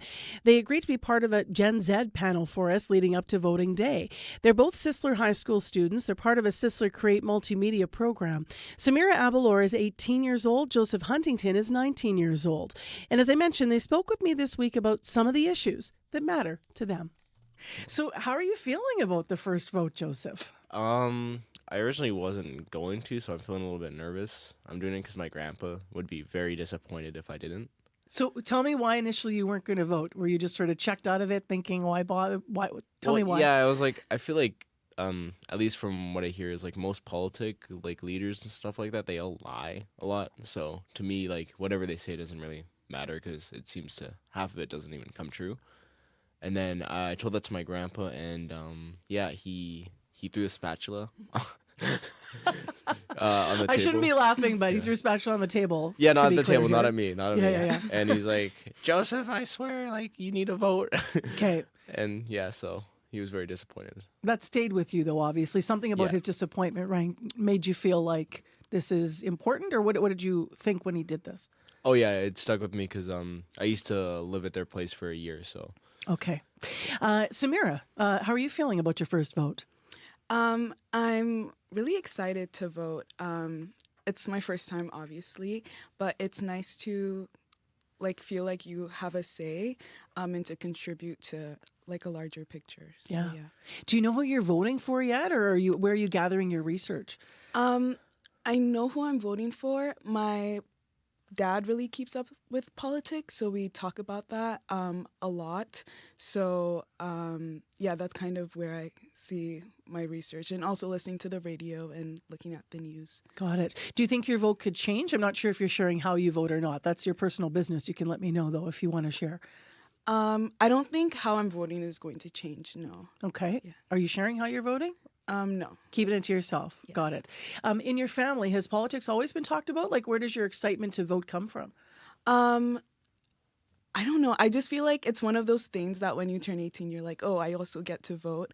So I feel like that's where the excitement comes from. And I think we've always talked about politics in my family. What do you make of what Joseph said? Because you hear this a lot from, all generations, but particularly young people, that you can't trust politicians. They make promises and then they often don't go through with it anyway. So there's a lot, there can be apathy around that. Have you ever felt that in your life? Like where you thought, well, I am going to vote, but. Yeah, like, I mean, you're not going to find like a person or a party that has like every single thing that you agree with. But I think it's really important to like exercise your right to vote. Those are rights that we have and that for some of us, people have had to fight for. So I think it's really important to be able to use your voice and do what you can instead of being passive. So yeah, that's important to me. I understand that, Joseph, what you and your gathering research and stuff, that your word was it can be overwhelming to kind of look at all this, right? Oh yeah. Yeah. Do you know who you're voting for? Yeah, probably the Liberal Party. Okay, tell me what has appealed to you as you've been doing your research to decide why would they get your vote? I'm just like more liberal than conservative. I think everybody needs equality and fairness, and I think the world's already unfair as it is, so try to make it. Is there something about the conservative platform or what they've said that makes you feel that there's less fairness if you were to cast your vote that way?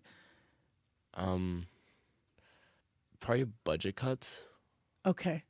So there's something about the way that they're economically managing, looking to manage the country that you feel would be less fair, or maybe by contrast, there's something about the Liberal Party that appeals to you. Yeah. In that way. What's it like when you do watch them making promises? Like, you said that there's a lack of trust, sort of. Yeah. So mine was mainly when I'm First Nations. So when Justin Trudeau was talking about getting water to the reserves and stuff like that, and it didn't happen. Yeah, he said there was going to be running water on each and every reserve. Yeah. In his time, and he's been in government now 10 years, and it never happened. Yeah. Yeah. So that one probably struck with me the most, and then the other stuff I get is from like other countries. Like America obviously is. I think that one's just self-explanatory. But yeah, it's just like stuff like that one really struck me like the wrong way. About like it wasn't like something small he had promised, which would make more sense if like just not the time, but it was something pretty big. Yeah, I thought. It's interesting because you mentioned America, so that's not us here. That's not our system. That's not our politicians. But something about how politics is done there, and what you're seeing about is affecting your thinking around trust of politicians overall. Yeah. So that crosses into your lens. That's interesting. Yeah. Yeah. It definitely does. Despite the fact the Liberals didn't keep that promise, you're still giving them your vote, though. Yeah. Yeah. Yeah. So it's interesting, though, because Samira was just saying, in your view, you never are going to find everything that you are looking for. What issues are important to you as a young person, Samira, in Manitoba? Not just issues here, but as a young Manitoban, I should say. Yeah. I think like a big issue, especially as like we're growing older, like the cost of living is going up with inflation and everything. And it's just like thinking about how that's going to impact our future, like our ability to get a mortgage, and just so many different factors that will impact my life in the long run. So you're thinking big picture as a young person about housing. Do you fear you won't have a home in your lifetime? Is that something you think about already at 18? I think about affording a house. Hopefully, yes. I can. But like a lot of people live paycheck to paycheck. And I hope that could be like a bigger issue that people are into fixing and figuring out. Mm-hmm. Yeah. How about for you, Joseph? What issues are top of your list? Homelessness, I think, because I think it's so big right now. Like the other day, I was just getting a ride home, and I was just looking out the window, and there's just like a whole street of just like just a whole bunch of like unhoused people, and I felt really bad because some people just say like get a job and stuff, but it's not that simple, and I hope that's probably one of my biggest things I want to be taken care of. It's so you guys are both reflective of what all voters think about when they go to the polls, right? Like sometimes you're thinking about your own future, what will that look like? And then you're thinking community minded, and usually it's a blend of both, right? Yeah. When you're looking out the window at what's happening here. Thank you both for being here. We'll have to check in with you after you cast your first votes. Samira, nice to see you. Thank you. Thank you for having me. And Joseph, thank you so much. Thank you for having me. Those were first-time voters, Samira Avalor and Joseph Huntington. They also happen to be Sisler High School students as part of the program Create that CBC has collaborated with. They're also both of Generation Z. So we're wondering how you're voting, and also if you have in a multi-generational household, I'm really interested in understanding if people are voting different ways and whether those conversations are making their way to the dinner table, because I'd love it if they make their way to our studio. So you can always weigh in if you want to talk about the vote with CBC at 788-3205.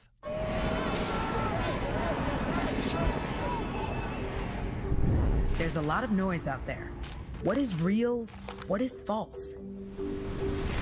CBC News is here for Canadians, sifting through the noise to help you make your best choice. Because this is your vote. Canada Votes 2025. Everywhere you get CBC News. What's the busiest day of the year for pizza deliveries? Trick or treat! The busiest month for weddings. And the busiest day for dating apps. It's not Valentine's Day. The busiest day of the year on Under the Influence with Terry O'Reilly. Thursday morning at 11:30, 3:30 p.m. in Newfoundland. And on demand on CBC Listen.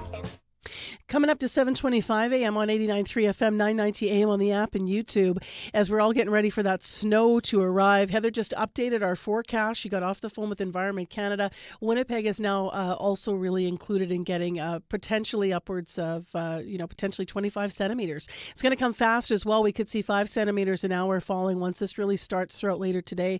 So central Manitoba, much of western Manitoba is going to be affected by this. So a snowfall warning in effect. Calm this morning, though, so far. -7 is our current condition in the city of Winnipeg. And it's time for sports on CBC. Scott Regeers joins us now to run us down what's going on in sports. Good morning to you. Hey there, Marcy. So opening day for Blue Jays in a moment. But first, let's start on the ice. The playoffs are coming into focus now in a couple of leagues, right? Yeah, of course. In the NHL, we know the Jets have already made the postseason. 5 of 7 Canadian teams in a position to do so at the moment. Vancouver helped its plight last night by beating the Islanders. They're just 3 games out of a berth. So maybe we'll have 6 Canadian teams, which would be lovely to see. Meantime, in the PWHL, Marcy, Montreal became the first team to clinch a playoff spot last night. Their win over Minnesota has the Victoire in first place, 3 points ahead of Toronto, which also won yesterday in Boston. The Scepters, who have a couple of Manitobans playing goal, Kristen Campbell and Reagan Kirk, beat the Fleet. Among Toronto's goal scorers, Hala Skamura, who was a college star in Beantown.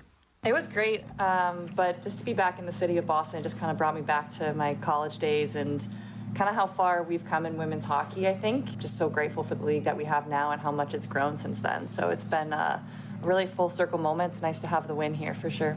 Haley Skamura and the Scepters, Marcy, would love to chase down Montreal for top spot in the league. Remember, the PWHL has that unique rule whereby whoever finishes in first place in the regular season gets to choose their first-round playoff opponent, something I would love to see the NHL adopt. Talk about locker room fodder. If they brought that in. Right? Mm-hmm. Let's shift to soccer now, where there's more troubling news, actually, for Canada's men's team. Is there ever? This stems, Marcy, from last weekend's game against the United States in the CONCACAF Nations League. Patchy man here trying to get it around the back of Alphonso Davies, who defends it well. But Davies is down. Maybe it's his knee, a little twist. Now, it didn't sound that serious in that call by TSN, but it turns out that Alphonso Davies tore the anterior cruciate ligament in his right knee on that play, and thus will be out for several months. His agent, Nick Hossa, is not impressed, writing in a statement yesterday, quote, Alphonso was not 100%. I feel he was pressured to start the game by the coach. Alphonso is not the kind of guy to say no in those moments. He ended up playing, and look what happened, end quote. Canada Soccer responded with a statement of its own that reads, our coaches and experienced medical staff are true professionals and have always prioritized player safety and well-being. Anything suggesting otherwise is untrue. Even by CSA standards, Marcy, this is worst-case scenario stuff. The World Cup on home soil is just 15 months away, and the country's best player will now have very little training with the team in advance. Then there's the question over whether Coach Jesse Marsh did indeed pressure an injured captain to play. If so, that could be a fireable offense. Regardless, there's now an obvious rift between Marsh and Davies, which needs to be resolved ASAP. And in the meantime, the most important thing here, Davies' health. He's in the prime of his career. He's just 26. He had surgery on the knee yesterday. We're expecting further word on how it went later this afternoon. Yikes. Yeah, yikes for sure. Yeah. Yeah. Let's finish with something positive. I alluded to this. The start of Major League Baseball season. And with the Blue Jays at home to Baltimore this afternoon, Marcy, there can be only one tune. Okay, Blue Jays, let's play. I was going to say you can almost feel winter melt away, but for that storm heading over from Alberta. Exactly. Of course, on opening day, hope does spring eternal. So how is Toronto General Manager Ross Atkins feeling as his club opens things up against the Orioles today? You know, most spring trainings, as long as you're healthy, you come out of them feeling pretty strong, especially when you have resources like the Blue Jays do and you're able to add to your team over the offseason via trade and free agency. And, you know, we've been talking about it a long time. The growth of our own players has also been very positive. Atkins doesn't always rouse the senses. This might, though. MLB insider Mike Rodriguez is reporting Vladdy Guerrero Jr. and the Blue Jays are, quote-unquote, doing everything they can to reach an extension before today's opening pitch. On X, Rodriguez wrote, there were discussions, and my source says they were talking about more than $550 million over 14 to 15 years. A lot of money, but he is the most important player to this team. We'll see. The clock's ticking, that's for sure. All right, thanks, Scott. We'll talk to you tomorrow. Sounds good. That's CBC Sports on Information Radio. Still ahead. Leave entrepreneurship to the adults? No way. We're going to meet a business-savvy high school student from Morden who's growing a gardening startup with her peers already. Stay tuned. That's after your CBC Winnipeg News. This is CBC News. Good morning. I'm Heather Wells in Winnipeg. At 7:30, gone is yesterday's warmth. Right now, it is -7. We're on our way to a high of just -1. And yes, I hope you haven't put your snow shovel away. Environment Canada has issued a snowfall warning in a band from the Parkland region, that's the area around Dauphin, Roblin, Russell, extending east to Winnipeg and beyond, starting this afternoon. Brad Vrolik is a meteorologist at Environment Canada. He says the heaviest snow will be north of the Trans-Canada Highway. Winnipeg will see about 5 to 10 centimeters tonight, but he says a second band of snow will come through the city tomorrow morning, bringing even more of the white stuff. It's going to move through relatively quickly, but will likely be very heavy at times. So there's a lot of indications that we could see snowfall rates up to 4 to 5 centimeters per hour at times tomorrow morning, which is very, very heavy. So that's nearly whiteout conditions in just the snowfall. Vrolik says Winnipeg could get as much as 10 to 25 additional centimeters of snow just tomorrow, on top of what we get tonight. He advises anyone who needs to travel tomorrow or Friday, particularly north of Winnipeg, to keep an eye on highway conditions. Albert Shinus never gave up searching for his daughter. He led community searches in Winnipeg, sometimes for weeks at a time, and would travel home to St. Teresa Point to care for her children and his other grandchildren. DNA confirms the 30-year-old is the fourth victim of a Winnipeg serial killer. CBC visited Albert Shinus at the family home in October 2023. At the time, police did not believe Ashley Shinus was Buffalo Woman, but Albert thought otherwise and wanted more to be done to search the landfill. I don't care if they arrested me. I go and do it. I dig in there, and I don't care if the cops come and take me away from there. But I still go back there again and do it again, no matter what, because that's my daughter. Premier Wab Kinew has promised the family there will be a search of Brady Road landfill for Ashley. You'll hear more from Albert Shinus in the next half hour right here on Information Radio. And the family is holding a news conference in Winnipeg later this morning. Winnipeg police say serial killer Jeremy Skibitsky tipped them off to the evidence identifying Ashley Shinus as the fourth victim. Deputy Chief Cam McKidd says investigators interviewed Skibitsky in December. He was able to identify for our officers a piece of clothing that was fairly specific. We seized 5,000 physical items from this investigation, so there's a finite limitation to what we can send to the RCMP lab, so we just can't send everything. But with that interview, it gave us a direction and a specific item of clothing, a pair of pants. McKidd says the DNA of Ashley Shingoose was on the pants. He says officers were able to determine Skibitsky left her remains in a garbage bin on Henderson Highway. The bin was dumped at Brady Landfill 3 years ago. Police believe her remains are in the same area of the landfill where they found Rebecca Contois. Now, advocates in Manitoba are pushing for a public inquiry into the initial refusal to search Prairie Green Landfill. The families of Morgan Harris and Mercedes Myron fought for the search after police and Manitoba's former government refused to do it. Tanya Dawn McDougall led a silent protest in support of a search. She says mistakes were made and the only way to move forward is by learning from them. Hopefully it will change policy. Hopefully it'll change the way people are trained. Hopefully it'll change the way that people carry out their responsibilities, their duties. It's that legacy that needs to be left for future generations. The Assembly of First Nations is also supporting the call for an inquiry. The focus of the Canadian election campaign has suddenly narrowed with the latest executive order from U.S. President Donald Trump. What we're going to be doing is a 25% tariff on all cars that are not made in the United States. And with that, Canada's political parties have been forced to redirect their campaigns, starting with the Liberals and leader Mark Carney, who quickly returned to Ottawa last night. You can hear the latest on that story coming up on World Report at 8. First Nations leaders in northern Manitoba hope a Canadian company gets Health Canada approval to do clinical trials on a psychedelic drug, a drug advocates say is a promising treatment for addictions. Ibogaine is connected with serious health risks, including heart problems that can lead to death, but there is a growing interest in its use for addiction. Advocates say it resets the brain to its pre-addictive state. Garrison Setti is Grand Chief at Manitoba Kiwetnawi Okamakinak, and he likes that it is a plant-based treatment. That has been the way we have been treating our people historically, culturally, that we've been using our medicines from the land to be able to treat our people, and it's something that we can identify with. And I know that the traditional way of treating addictions is not working in Canada. MKO has written a letter of support for the company Universal Ibogaine, urging Health Canada to authorize clinical trials. You can hear much more on this story later this morning on The Current. And you can find more news updated throughout your day at cbc.ca/Manitoba. Thank you, Heather. You're welcome. Well, let's walk through our snowy forecast with Abby Adiemi.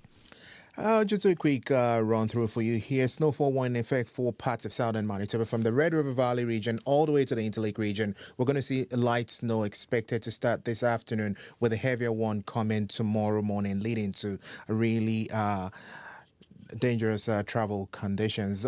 Conditions in the southern part of the province from Winnipeg all the way down to Gimli this morning. We're seeing temperatures around -7 to -9. As mentioned, snow will begin this afternoon and we'll see highs around -1. Up north, we're seeing temperatures in -20s, sunny skies in the Pas, sunny skies in Thompson, and mainly sunny in Churchill for today. All right, thanks, Abby. Chloe Friesen now has our quick look at the roads and just a reminder of, where you can look if you're checking highways. Hello, Marcy. Yeah, Manitoba 511 is your place to go to look at highway conditions. So far, the commuter line has been quiet, but of course, things do change. So call us if you do see anything or notice any changing conditions at 204-788-3093. All right, thanks very much, Chloe. I'm Marcy Marcusa. You're listening to Information Radio this Thursday morning. Thank you so much for joining us wherever you're joining.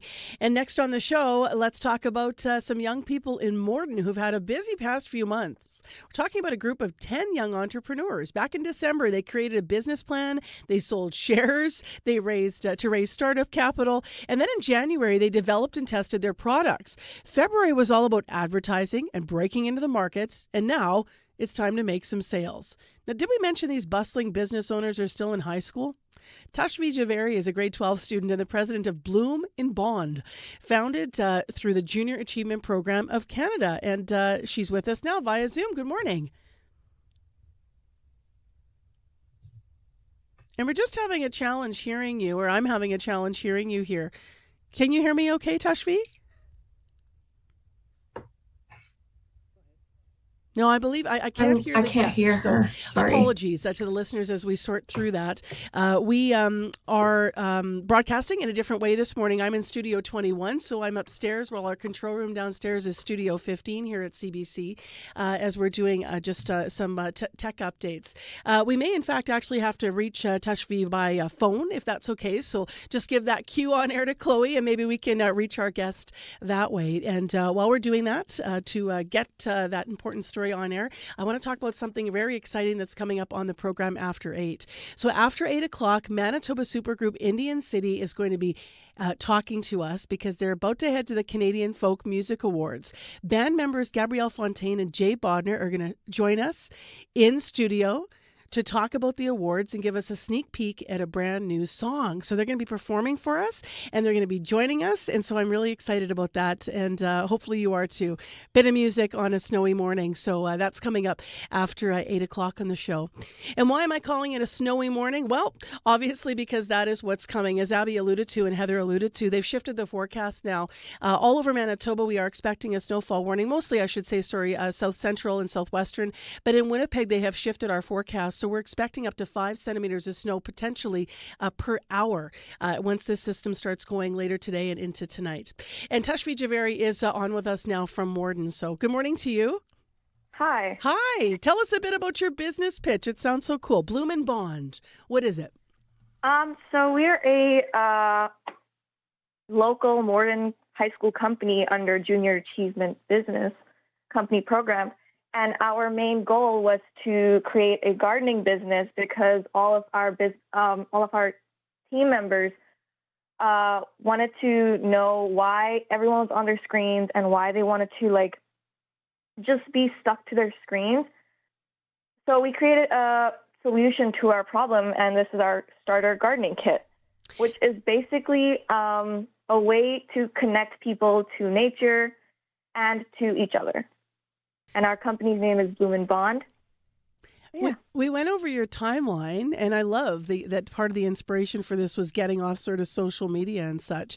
But how much work has it been for you to be sort of developing this in earnest since January? It's actually been a lot, but I think the best part is that the team is very dedicated to it. We started our production from the end of January, and we've just been going on from there. And our gardening kits, we had our first sales day on the 15th of March, and it's been going well. Who inspired you to do this? Start on a business journey and gave you the guts to do it because it's risky, right? Yeah. I started this journey because my dad is a business owner, and I wanted to see what he does in the business, and I just wanted to learn. So I was like, you know what, I'm going to try out the Junior Achievement Company program. And yeah, so I've been doing this for 3 years now. And I guess everything has just been like a way to learn time management skills, leadership qualities, and all of that. Yeah. Tell us a bit more about Junior Achievement Canada. Obviously, they teach some of those principles. Did you connect with Junior Achievement through your school or through a community club? I connected with them through my school. They set up a table at our school, and they had a stall. Junior Achievement is basically a small program for high school students who, after school, they get together to create their own business, and they learn business qualities. But yeah, they do teach us about they have advisors who guide us through the entire process of having a business. They teach us sales training, and we make an actual business plan. We sell actual shares. It's like a mini business that's on a whole little, how do I explain it? Mm-hmm. Yeah, it's like a mini business that you learn just as a high school student. Yeah, and how to do it and develop it as you have. What is it about business and economy and, that interests you? Is it something that you see yourself, maybe doing long term? I see myself in long term being a lawyer. I just thought that business is a good skill to have in the future, that if all goes wrong, you have one option. Which is business. But yeah, I think it's a good thing to learn. Is there any part of it that intimidates you or makes you nervous? I think the part that intimidates me the most is like the first sale you make on like the first day of selling stuff. That's like the most nervous, anxiety-wracking part of it. But I think the rest of when you're selling, when you're making your business plan, it's more of teamwork where you work with your team. And like when I work with my team, I do not feel as nervous as I would. But yeah. Where can people find the products? Just to reiterate, where people can find what you guys are working on for Bloom and Bond. So we have an Instagram called Bloom_and_bond, where you can find everything on it. We also have a Shopify website, which is linked to our Instagram. And in addition to that, we also have a sales day coming up on Saturday at Kildonan Mall. But yeah, we're taking pre-orders now. How's it worked with, this is a group of 10 friends, and now you're all business partner. How's it worked in that regard, sort of divvying up the roles? How did you decide who was going to do what for your business? So in the beginning of the program, everyone gets to vote on the positions that they are. So there's like the president position, health and safety, marketing, sales, production, finance, HR, and then there's also a bunch of other members who want to join in another like team. So we all vote, and then everyone gives their speech on why they should be chosen for this role. And yeah, so it's like more of a democratic process. What are you hearing from customers so far? I think most of the customers know us through Instagram, Facebook. They're very interested in how a high school business came up with this idea and how we're very dedicated to being eco-friendly company. And most of our marketing has been on like radio shows and Instagram. So they're like, we heard you off of this, so we just wanted to see how it's going. And they're a big support right now. Yeah. Well, good luck with your business and the rest of the way, and also with the pop-up coming up this weekend at Kildonan Place. And appreciate talking to you from Morden. Thank you so much. That's Tashvita Javeri. She's a grade 12 student, and she's the president of Bloom and Bond. It's a gardener starting kit business, and maybe you'll be inspired to garden and get off those phones, folks. That was part of the inspiration behind it. The business was created by a team of 10 high school students in Morden. Your neighborhood, your community, your country, your world, your news that matters. News that belongs to you. Your World Tonight. Every night, 7 days a week on CBC Radio 1. On demand on the CBC Listen app and everywhere you get your podcasts. The road to redemption is full of cracks and stones. It can lead you bruised and broken. It can lead you right back home. So what are we listening to here? And you want to hear more? Well, then stay tuned after 8 o'clock. We're going to hear this full tune. We're listening to Indian City, Winnipeg band Indian City. They're going to join us live in our music studio after 8 o'clock to perform. But we're going to talk to them about this, their new single that is upcoming. So we're getting a first listen to it here on CBC. We're so excited. It is called Road to Redemption. We're going to talk to band members Jay Bodner and Gabrielle Fontaine, who will perform for us, as we said, and talk more about the meaning behind this new music. So that's coming up for you after 8 o'clock on the program. Right now, the time right now is 13 minutes to 8. I'm Marcy Marcusa. Thank you so much for joining us wherever you're listening from this morning. In Winnipeg, we've been right around -7. Our actual high will be -1, but the temperature is not the news today. It's the fact that snow is coming. We have a snowfall warning, and that will include Winnipeg now in a bigger way than we initially thought. We could see 25 centimeters, and it could come fast as well once the system moves and starts overnight. Overall, the system will bring 20 to 30 centimeters of fresh snow across portions of southern Manitoba by tomorrow night. So this will start later today and then move through. Well, next on the program, after 3 years of looking for their daughter, the family of Ashley Shinus finally has some answers. Yesterday, Winnipeg police confirmed that Shinus was Buffalo Woman, the unidentified fourth victim of serial killer Jeremy Skibitsky. That closure also came with a promise from Premier Wab Kinew. I want to say to Ashley's parents, to her mom and dad, I promise you that we are going to search the Brady landfill for your daughter. I cannot promise you that we will bring her home, but I can promise you that we are going to try. That is Premier Wab Kinew speaking at the police conference yesterday at the end of press conference yesterday. At the end of that press conference, Ashley Shingoose's parents, Albert and Teresa Shingoose, called in from their community of St. Teresa Point First Nation in Manitoba. Poor weather conditions kept them from being there in person. I just want to say thank you for everything. And Papa Kinew, I want him to sing one song before I leave to the airport. The song is from South Dakota, belongs to Quana. Yeah, yeah, oh, yeah, yeah, yeah, yeah, ha. Hey, yeah, yeah, hey, yeah, yeah, way, yeah, ha, ha, yeah, oh, hey, hey, hey, yeah, hey, yeah, hey, yeah, yeah, yeah, hey, yeah, yeah, ha. Ashley, way, yada, eh, yeah. Premier Wab Kinew singing about Ashley Shingoose at the request of her family at the press and police conference yesterday.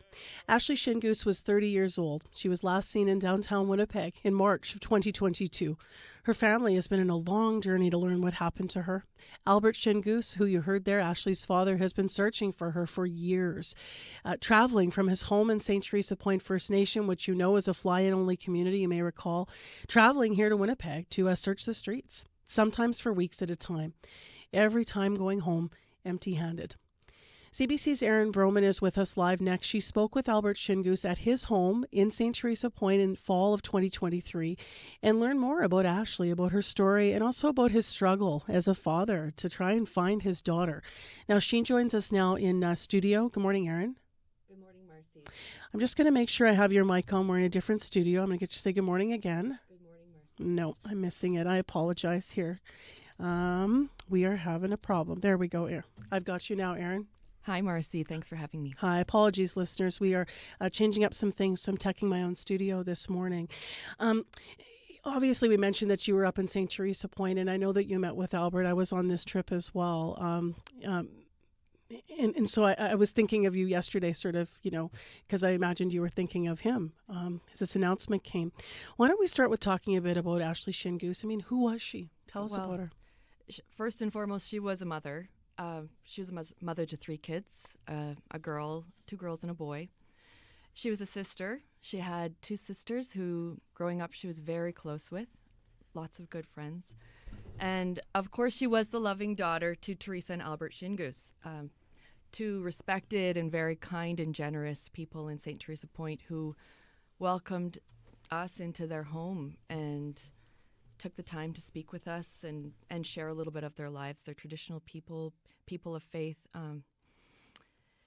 She grew up in this small home that we were in with her parents and many other kids, where the grandparents take care of 8 grandchildren. Albert shared some of the fond memories he had of Ashley when we were there. She was happy, outgoing, liked going to school. She had a lot of friends.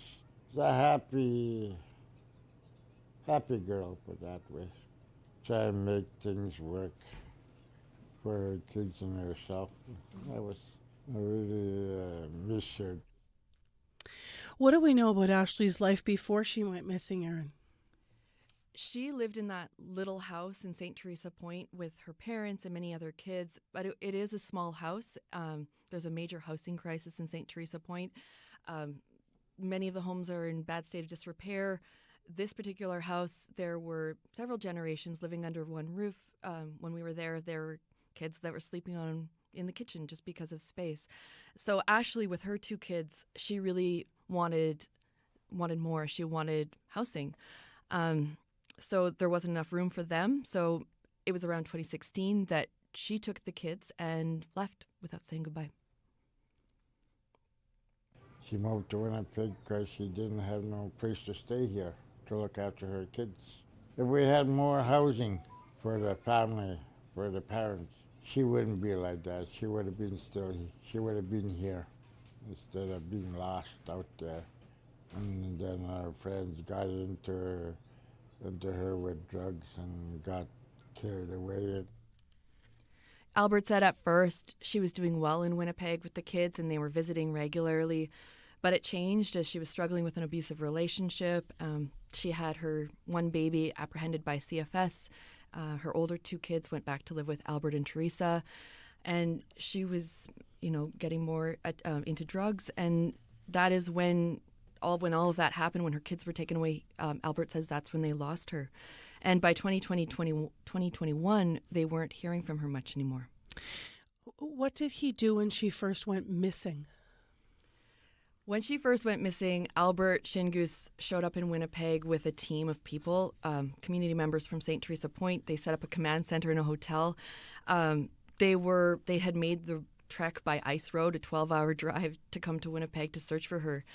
They knew she had been seen in the North End around Main Street, so they were pounding the pavement, putting up posters, going to homeless shelters, getting the word out. Had anyone seen Ashley?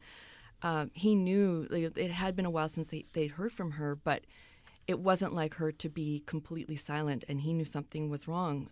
As the months went on, Albert would come to Winnipeg by himself, sometimes for weeks at a time, just searching, sometimes until 3 a.m. It was hard. Sometimes I never come home till 3, 4 o'clock in the morning when I first started. Walk around all over. Sometimes I was by myself. I had to watch myself too at the same time. Nothing happened to me. It was scary too, but I wasn't thinking about being scared or something happened to me. I was thinking of trying to find my daughter. That's what I had in mind to do. Meanwhile, he would be going back home to St. Teresa Point to face the children, to face Ashley's children. Where's Mom? Did you find her, Grandpa? Ashley's daughter, Dana, kept asking Albert where she was. She was 14 at the time and had been very close with her mom. I always says, Grandpa, when you're going out to look for my mom, Grandpa, when you're going there, when you're coming back, tell me, phone me if you see my mom, bring her home. That's what she said to me. And I tried to do what she asked me, but there was no way I could do anything because I couldn't find her.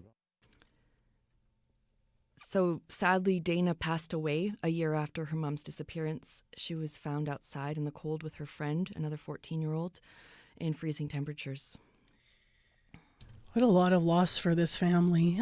Had Albert suspected at the time that just looking at Ashley, I mean, had he suspected at the time that Ashley could be, the woman that was given the name Buffalo Woman? He always had that on his mind, that she was Buffalo Woman, or Mushkade Bishke Ikwe Iban.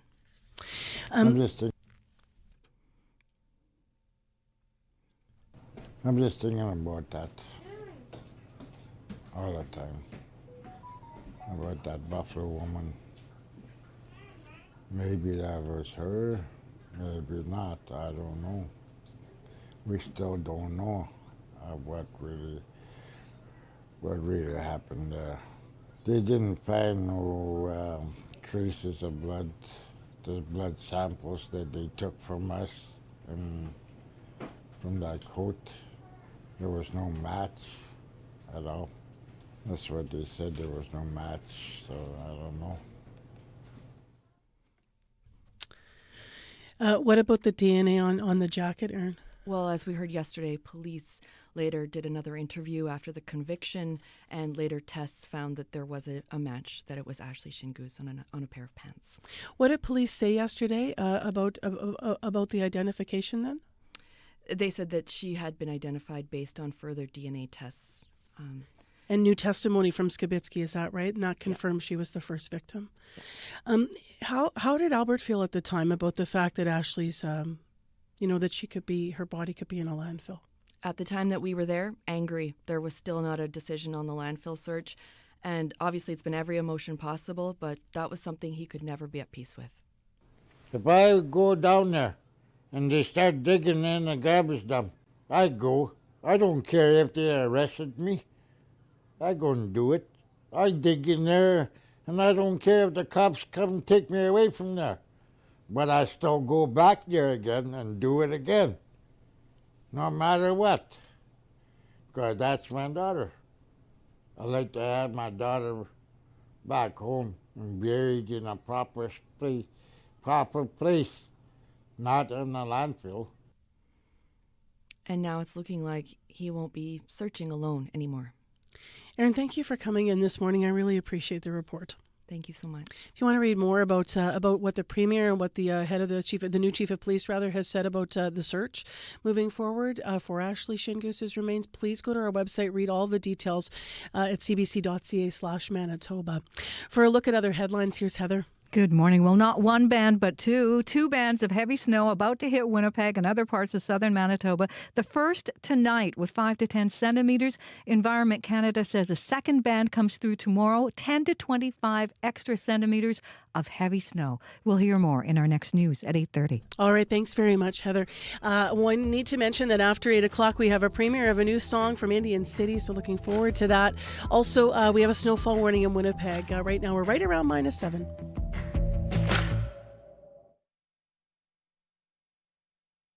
On cue. I love my country, love my city, and I love the Junos. The Canadian crooner and 5-time Grammy winner Michael Bublé is hosting the 2025 Junos in Vancouver. And he'll be here to tell you about getting his start in Vancouver, connecting with David Foster, hosting the Junos in his hometown, and what he really thinks about those Christmas memes. Q with Tom Power. This morning at 10:30 in Newfoundland. And on CBC Listen, or wherever you get your podcasts.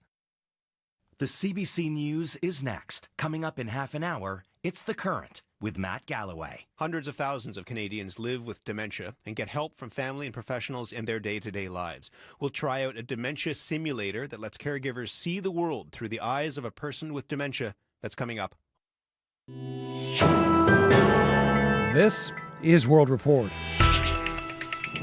Good morning, I'm John Northcott. We begin with U.S. President Donald Trump's latest move in the global trade war. A 25% tariff on all imported cars has Canada's political leaders rerouting many of their campaign itineraries. He's literally burning down his own country's jobs and economy and ours as well, and we got to stand up and fight back. NDP leader Jagmeet Singh redirecting his tour to Windsor so he can talk to affected auto workers. And Liberal leader Mark Carney is shifting from campaign to Prime Minister mode. He's now back in Ottawa and will discuss the government's response later this morning with members of his U.S.-Canada Cabinet Committee. Tom Perry is traveling with Carney and has more. The biggest rally of the Liberal campaign so far. Mark Carney in Kitchener before a packed ballroom of supporters just hours after U.S. President Donald Trump announced new tariffs on Canada's auto sector. We know we've got some issues with our American neighbors. No longer friends, I know. Carney was campaigning in southern Ontario yesterday, meeting auto workers and visiting auto parts makers, pledging to protect the industry against Trump's tariffs. And this is a direct attack, to be clear, a direct attack. Carney spoke to reporters traveling with his campaign not long after the U.S. president signed an executive order putting his latest trade measures in place. The Liberal leader was meeting with Lana Payne, head of Unifor, which represents thousands of auto workers. These are not Donald Trump's jobs to steal. They are not Donald Trump's jobs to take. They are Canadian jobs. But Trump has made it clear that's his goal, all while demanding Canada become America's 51st state. Carney was supposed to fly to Quebec City last night, but instead diverted to the nation's capital to meet with members of his cabinet. Carney has not spoken to the U.S. president since being sworn in as prime minister, but says, in light of Trump's latest move, now's the time. Tom Perry, CBC News, Ottawa. Meanwhile, Japan is reacting to the Trump administration's tariffs on imported vehicles. A government spokesperson says they are, quote, extremely regrettable, and that Japan strongly urges the U.S. government to exclude Japan from the measures. Prime Minister Shigeru Ishiba says Tokyo is putting all options on the table in its response to Washington. Shares in Japanese auto companies fell sharply in early trading today. Automobiles made up close to 30% of Japan's total exports to the United States last year. Stocks in South Korean automakers also declined. Donald Trump's executive order imposing the 25% tariff is generating lots of reaction in the U.S. as well. Let's go to Sarah Levitt in our Washington bureau with more. So, Sarah, how is Trump's announcement being received there? Well, it's clear this will shake up the automotive industry here in the U.S., and there's really mixed reviews on whether it's a good or bad thing. Nearly half of all cars sold in the U.S. last year were imported. The United Auto Workers Union has always been in favor of tariffs, releasing this as a statement. These tariffs are a major step in the right direction for auto workers and blue-collar communities across the country. After yesterday's announcement, stocks for the three went down immediately, and there are worries these tariffs aren't the right move. Here's Mary Lovely, a senior fellow at the Peterson Institute for International Economics. So it may fall in the first instance on the American manufacturer who buys the input, who may then pass it on to the consumer, or it is passed directly through the retail chain to the American consumer. The tariffs on vehicles, just Donald Trump's latest. Sarah, remind us, what else is coming next week? Well, Trump has been calling the April 2nd deadline Liberation Day. That's the day reciprocal tariffs and now these auto tariffs go into effect. Early this morning, around 2 a.m., Trump posted on his social media, if the European Union works with Canada in order to do economic harm to the USA, large-scale tariffs, far larger than currently planned, will be placed on them both. But it does appear the April 2nd tariffs will be narrower in scope and more targeted than previously announced. They're expected to be on countries with major trade imbalances with the U.S., and Trump has always included Canada on that list. CBC Sarah Levitt in Washington. Thanks, Sarah. Thank you. Conservative leader Pierre Poilievre says if he is elected, his government will create a special TFSA top-up. You would still get your normal $7,000 limit, which you can contribute and invest anywhere and however you like. What would change is that you could contribute an additional $5,000 a year as long as that $5,000 gets invested back into Canada. Poilievre is in British Columbia today, a province with a lot of seats the Conservatives must hold on to if he's to become Prime Minister. JP Tasker has more. We're from Vancouver Island and we haven't had a doctor in 6 years. In battleground BC, healthcare, housing and the cost of living are top of mind for people in this province. The prices have increased a lot. Conservative leader Pierre Poilievre is trying to appeal to those frustrated voters. Do the Liberals deserve a fourth term in power, or is it time to put Canada first for a change? He's the first major party leader to visit BC in this federal election, and there's a reason why. The Conservative path to victory runs through this province and its 43 seats. But there may be trouble on the horizon, says pollster Sachi Kurl. We are here on the West Coast. We used to see those ridings tend to switch between the Conservatives and the NDP. But everything has been rewritten and reframed in the face of the Trump tariffs. Liberal leader Mark Carney has given his party a big boost in the wake of the U.S. threats. Kurl says her most recent data suggests the Liberals are now in the lead in BC. In all of the elections that I have watched and I have polled, I have never seen anything like this in such a short period of time. The NDP has had a strong showing here in recent federal elections. The CBC poll tracker suggests they risk being wiped out in BC this time. JP Tasker, CBC News, Vancouver. South Korea's wildfire crisis is getting worse. The fires have now doubled in size to more than 33,000 hectares. A helicopter dumps buckets of water over the flames. At least 26 deaths are now being blamed on the fires. 23,000 others have been forced from their homes. The flames have burned forests, homes, and ancient temples. This is South Korea's worst wildfire ever recorded. South Sudan's main opposition party says its leader, Riek Machar, is under arrest. It's a concerning development after the United Nations warned just on Monday the country is teetering on the edge of a renewed civil war. A spokesperson for Machar says government officials forcefully entered the opposition leader's home, issued an arrest warrant, and are now holding Machar and his wife in the building. The United States is calling on South Sudan's president, Salva Kiir, to release his rival and show a commitment to peace. A report in the Lancet's HIV medical journal is warning of grave consequences over cuts to the U.S. International Humanitarian Agency. The Trump administration has shut down USAID. The study, published in the journal last night, says the move could result in millions of new HIV infections and deaths. Jennifer Yoon has the details. It would revert decades of progress, absolutely. The worst case scenario, nearly 11 million new HIV infections and about 3 million HIV-related deaths in the next 5 years in low and middle income countries, unless the U.S. reboots foreign aid or someone else chips in to make up the difference.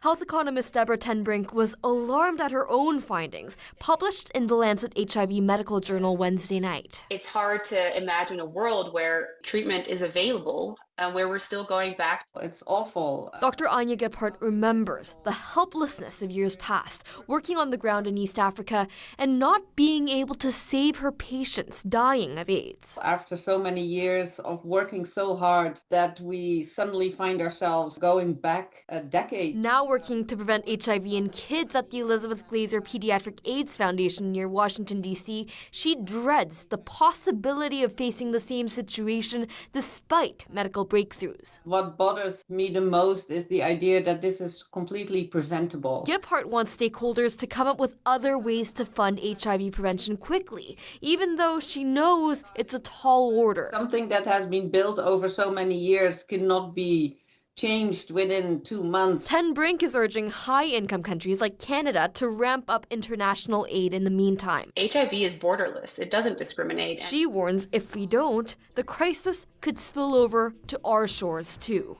Jennifer Yoon, CBC News, Toronto. And that is the latest national and international news from World Report. If you're enjoying the World Report podcast, please tell a friend or rate and review us. It helps spread the word. I'm John Northcott. This is CBC News.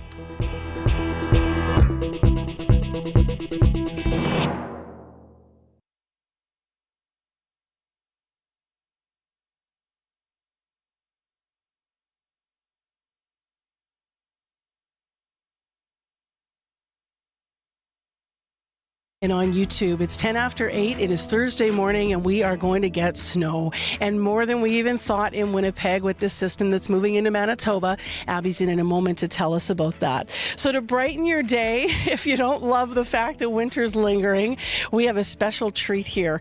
I'm not in our usual studio this morning. I'm actually in our music studio because we're going to get a live performance. Winnipeg's Indian City is here. We're going to chat with band members Jay Bodner and Gabrielle Fontaine about their upcoming new single, Road to Redemption, and yes, they're going to play for us live. So what a lovely treat we have this morning. Thanks for joining us here on CBC.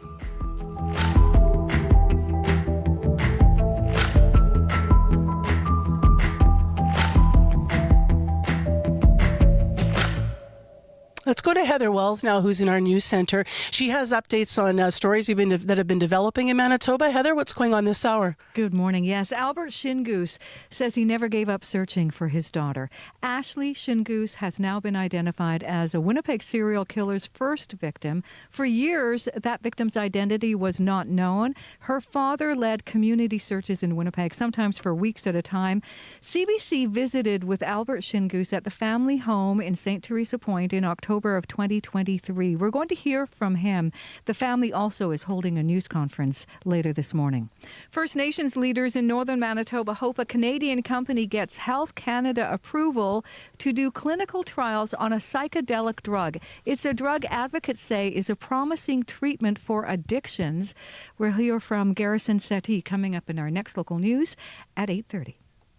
Now let's go to traffic and weather. So obviously we hear from Chloe right off of Abby, but Abby first with the forecast. And I don't know how much you want to add or say about this snow that's coming as well, Abby. All I can just tell you is that it starts from Brandon. We then track it into Winnipeg. We track into this northern part of Steinbach. Then we see the heavier part of the snow hitting us tomorrow morning in this part of the province. And that would run throughout the day. Travel conditions, you need to take it into consideration if you will be traveling, because by tomorrow evening, we could be seeing about 20 centimeters of snow. So be prepared for changing road conditions. Right now, Winnipeg, -7. The clouds already rolling in. We should be seeing snow starting around your lunch break. We're warming up to -1.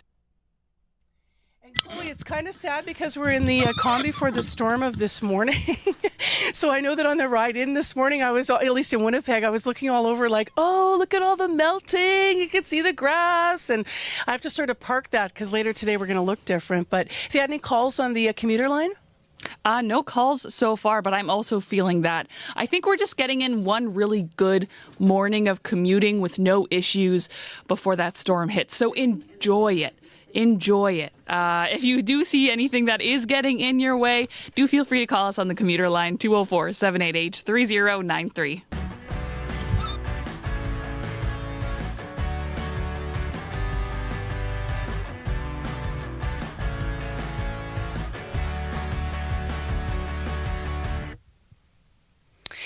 Time right now on CBC is 8:14, and as we mentioned, we have a special treat today because Manitoba's supergroup Indian City is going to be hitting the road to Ottawa next week. They're heading to the Canadian Folk Music Awards, and the band member Gabrielle Fontaine is nominated there for Indigenous Songwriter of the Year.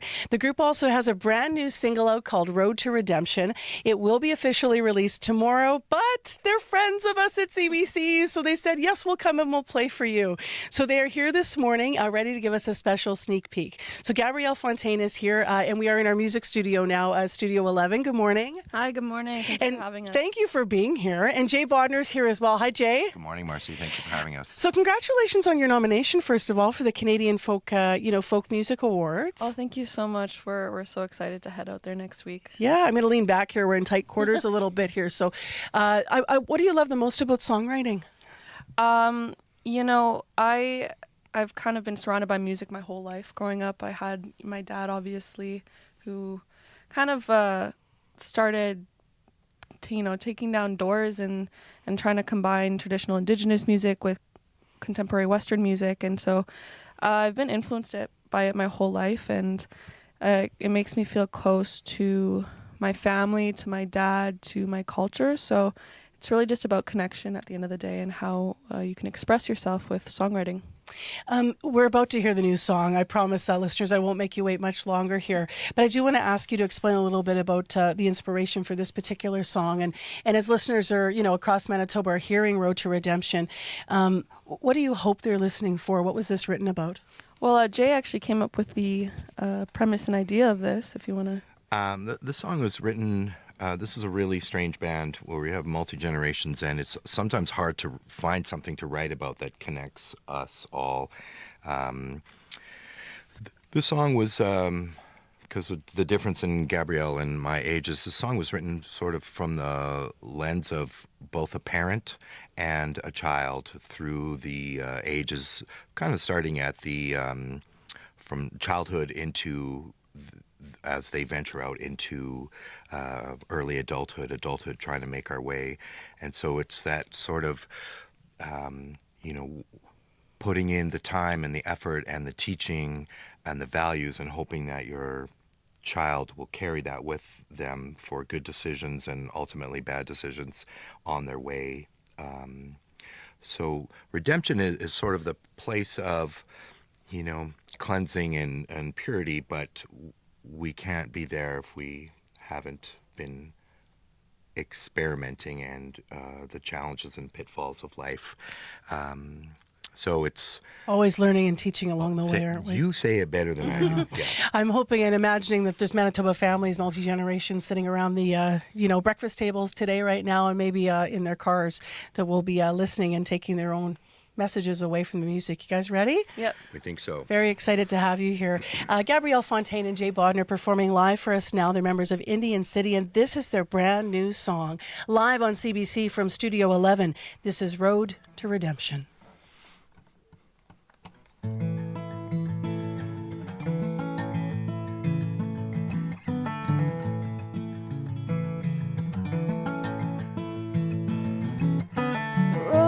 To redemption is full of cracks and stones. It can lead you bruised and broken. It can lead you right back home. Sometimes it's a fine line between love and misery. Sometimes you find yourself where you ain't supposed to be. Mama took us to the church when we weren't acting right. Said the devil himself can take you, let him, she just might. Restless in the back pews in our sometimes sunny clothes. Tried our best to sing the words to songs we didn't know. And there's one more dented fender, one more hole in the wall, one more of 1,000 nights didn't sleep till I was home. On the road to redemption, but I'm still a rolling stone.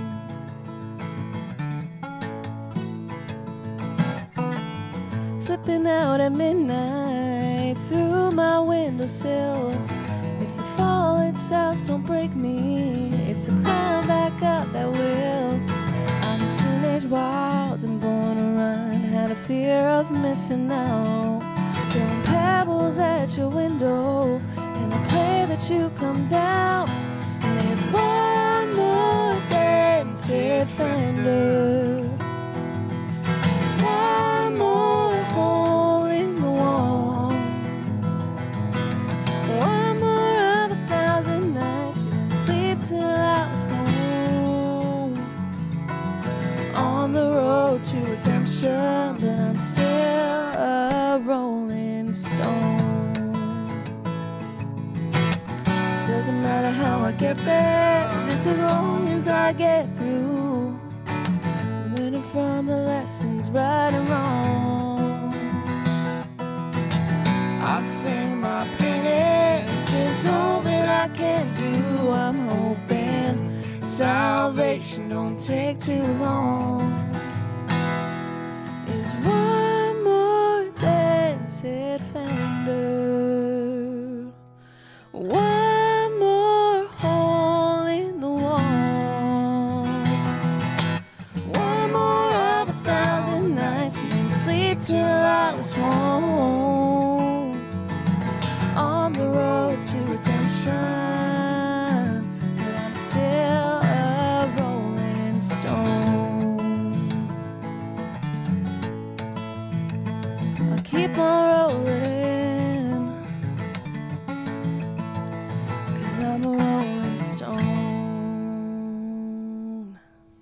Live in Studio 11 here at CBC. This is Indian City with their brand new tune, Road to Redemption. They're performing live for us. What a gift that is.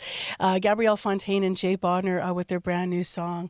Beautiful. Oh, thank you so much. Yeah, I really, really like it. Thank you. We're talking going in about sort of the family connections to all of this. Jay, you've got kids, I think maybe in their 20s.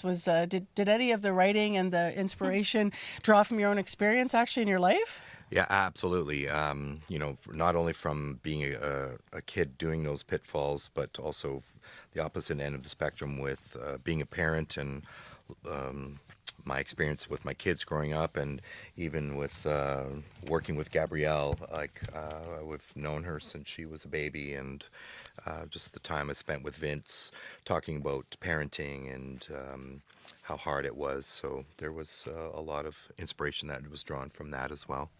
We're talking about families, we're talking about connection, we're talking about community today, and I do want to turn to the news of the day. And obviously we talked about this off air a little bit because just I think last week or 2 weeks ago, you guys earlier this month certainly were performing at an event that was to honor and for those people that were involved in volunteering to search the landfill. And of course today is the first morning we're able to say all four names of these women in Manitoba.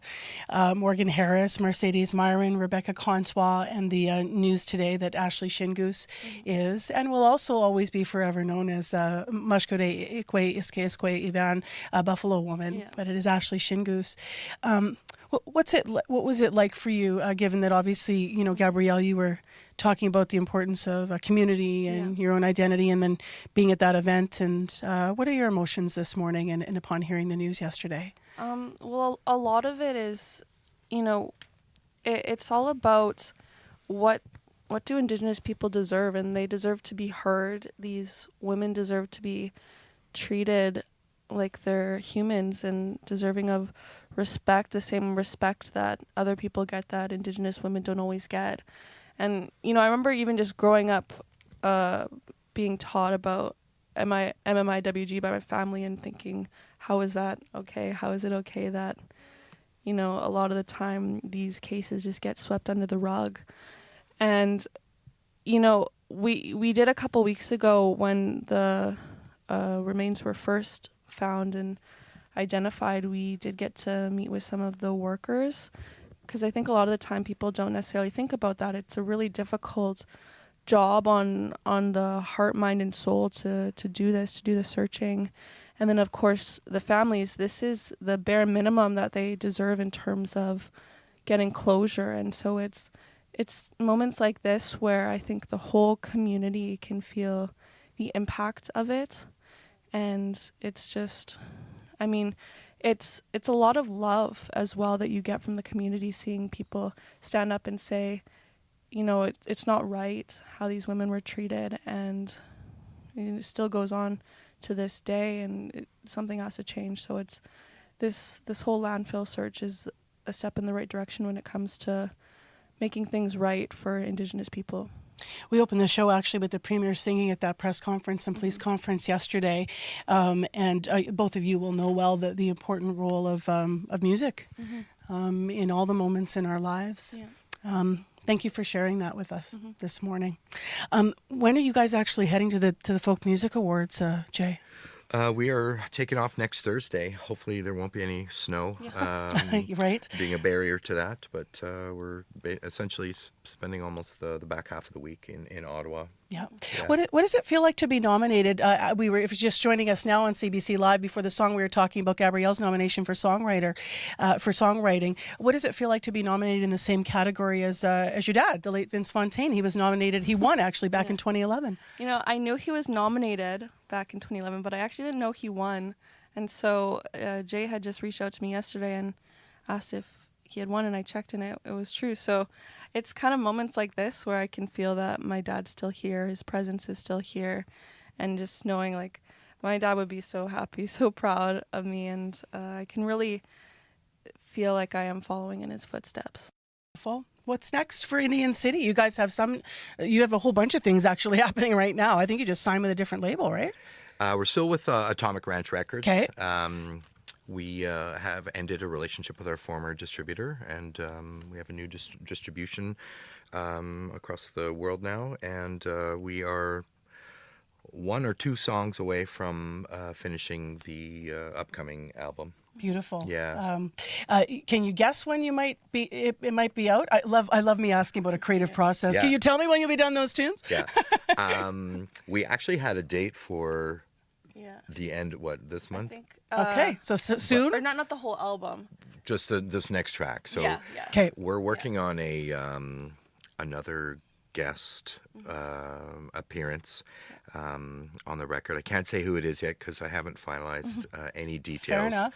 But it is a fairly famous musician from Ontario that.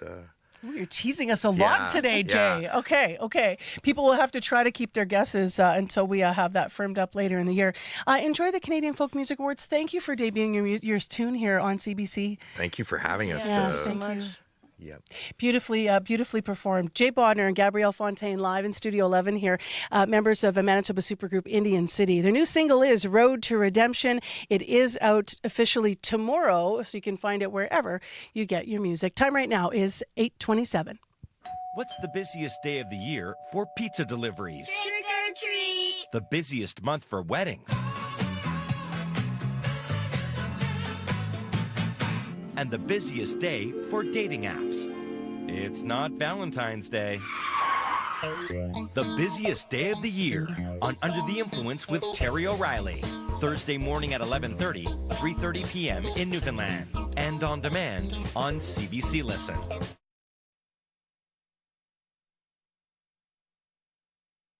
My director, Chloe's here. Chloe, come on in. I have no idea where we're going next. Are we doing credits or should we go to, I know we have tape about auto trade and tariffs. Everybody's worried about that for Tuesday, potential date. So I'm not sure if we have time to slide that in. I don't even know. You know what? Let's do credits. Okay. Give credit where credit is due. We will talk more about those tariffs, of course, in the days ahead on our political panels, and we'll see what might change as well.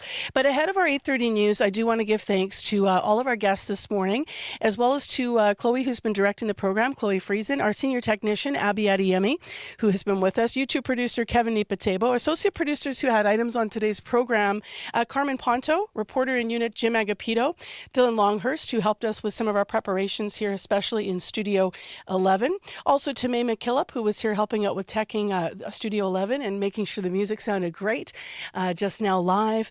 Thank you, May. Also in unit helping today, reporters Erin Broman on the air with that beautiful story before 8 o'clock. Her insights into the Shingoose family she visited with Albert Shingoose up in St. Teresa Point.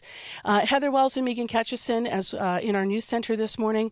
And overall, our producers in unit, Nellie Gonzalez is the producer of Current Affairs programs, and Corey Funk has also been filling in as well, producing our programs this week.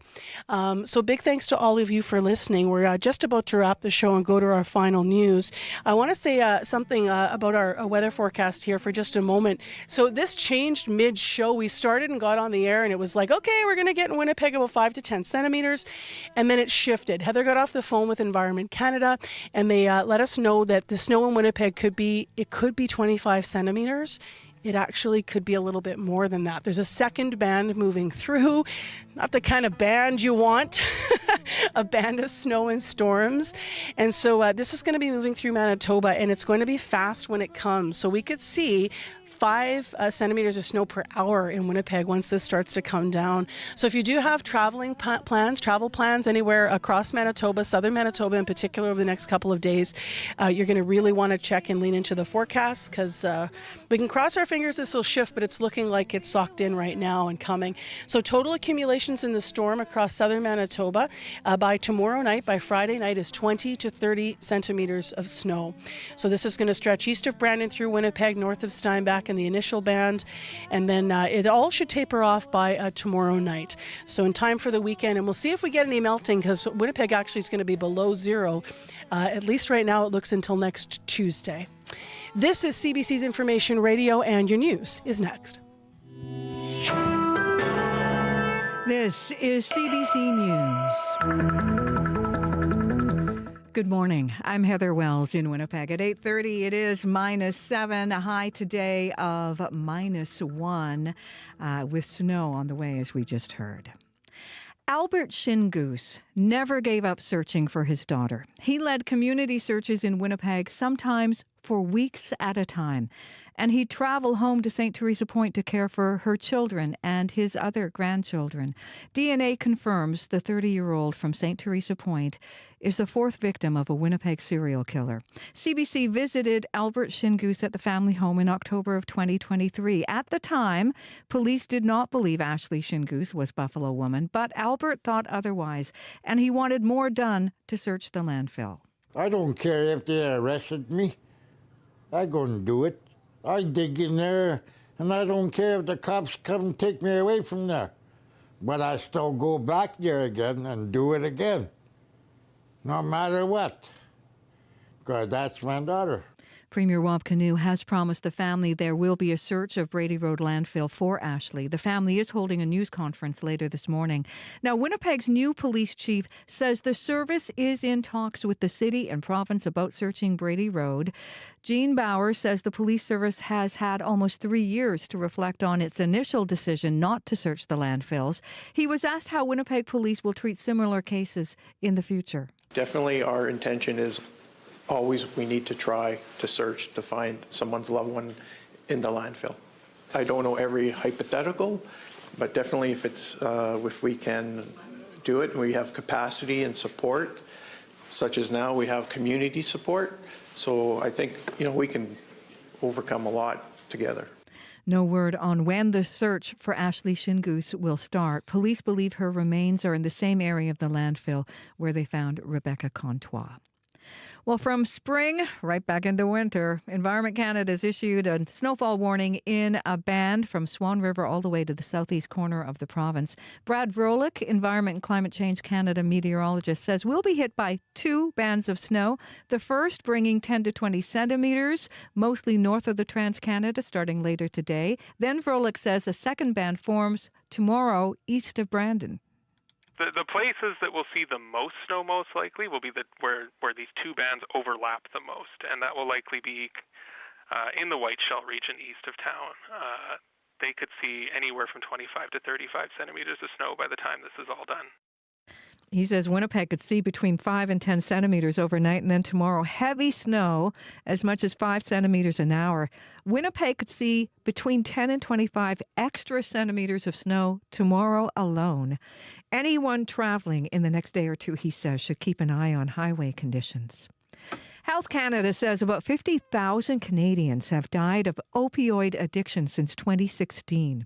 Now a Winnipeg businessman believes he may have a solution, and he wants to prove it. CBC's Karen Pauls has the story. I was gone into different dimensions. Last November, Rocky Dillon traveled to Cancun, Mexico to get a psychedelic treatment for his addictions to Percocet, cocaine and alcohol that he can't legally get in Canada. It took me to, here, this is your trauma, face it. Ibogaine comes from the bark of the iboga tree native to Central Africa. It is connected with serious health risks, cardiac arrhythmias, even death. But there's a growing interest in its use for addiction treatment.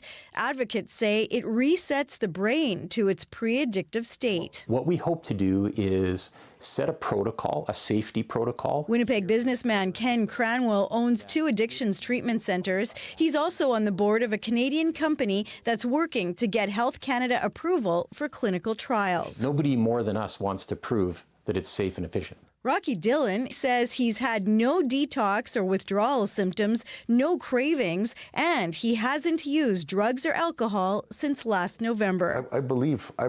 Karen Pauls, CBC News, Winnipeg. And you can hear more on this story coming up shortly on The Current.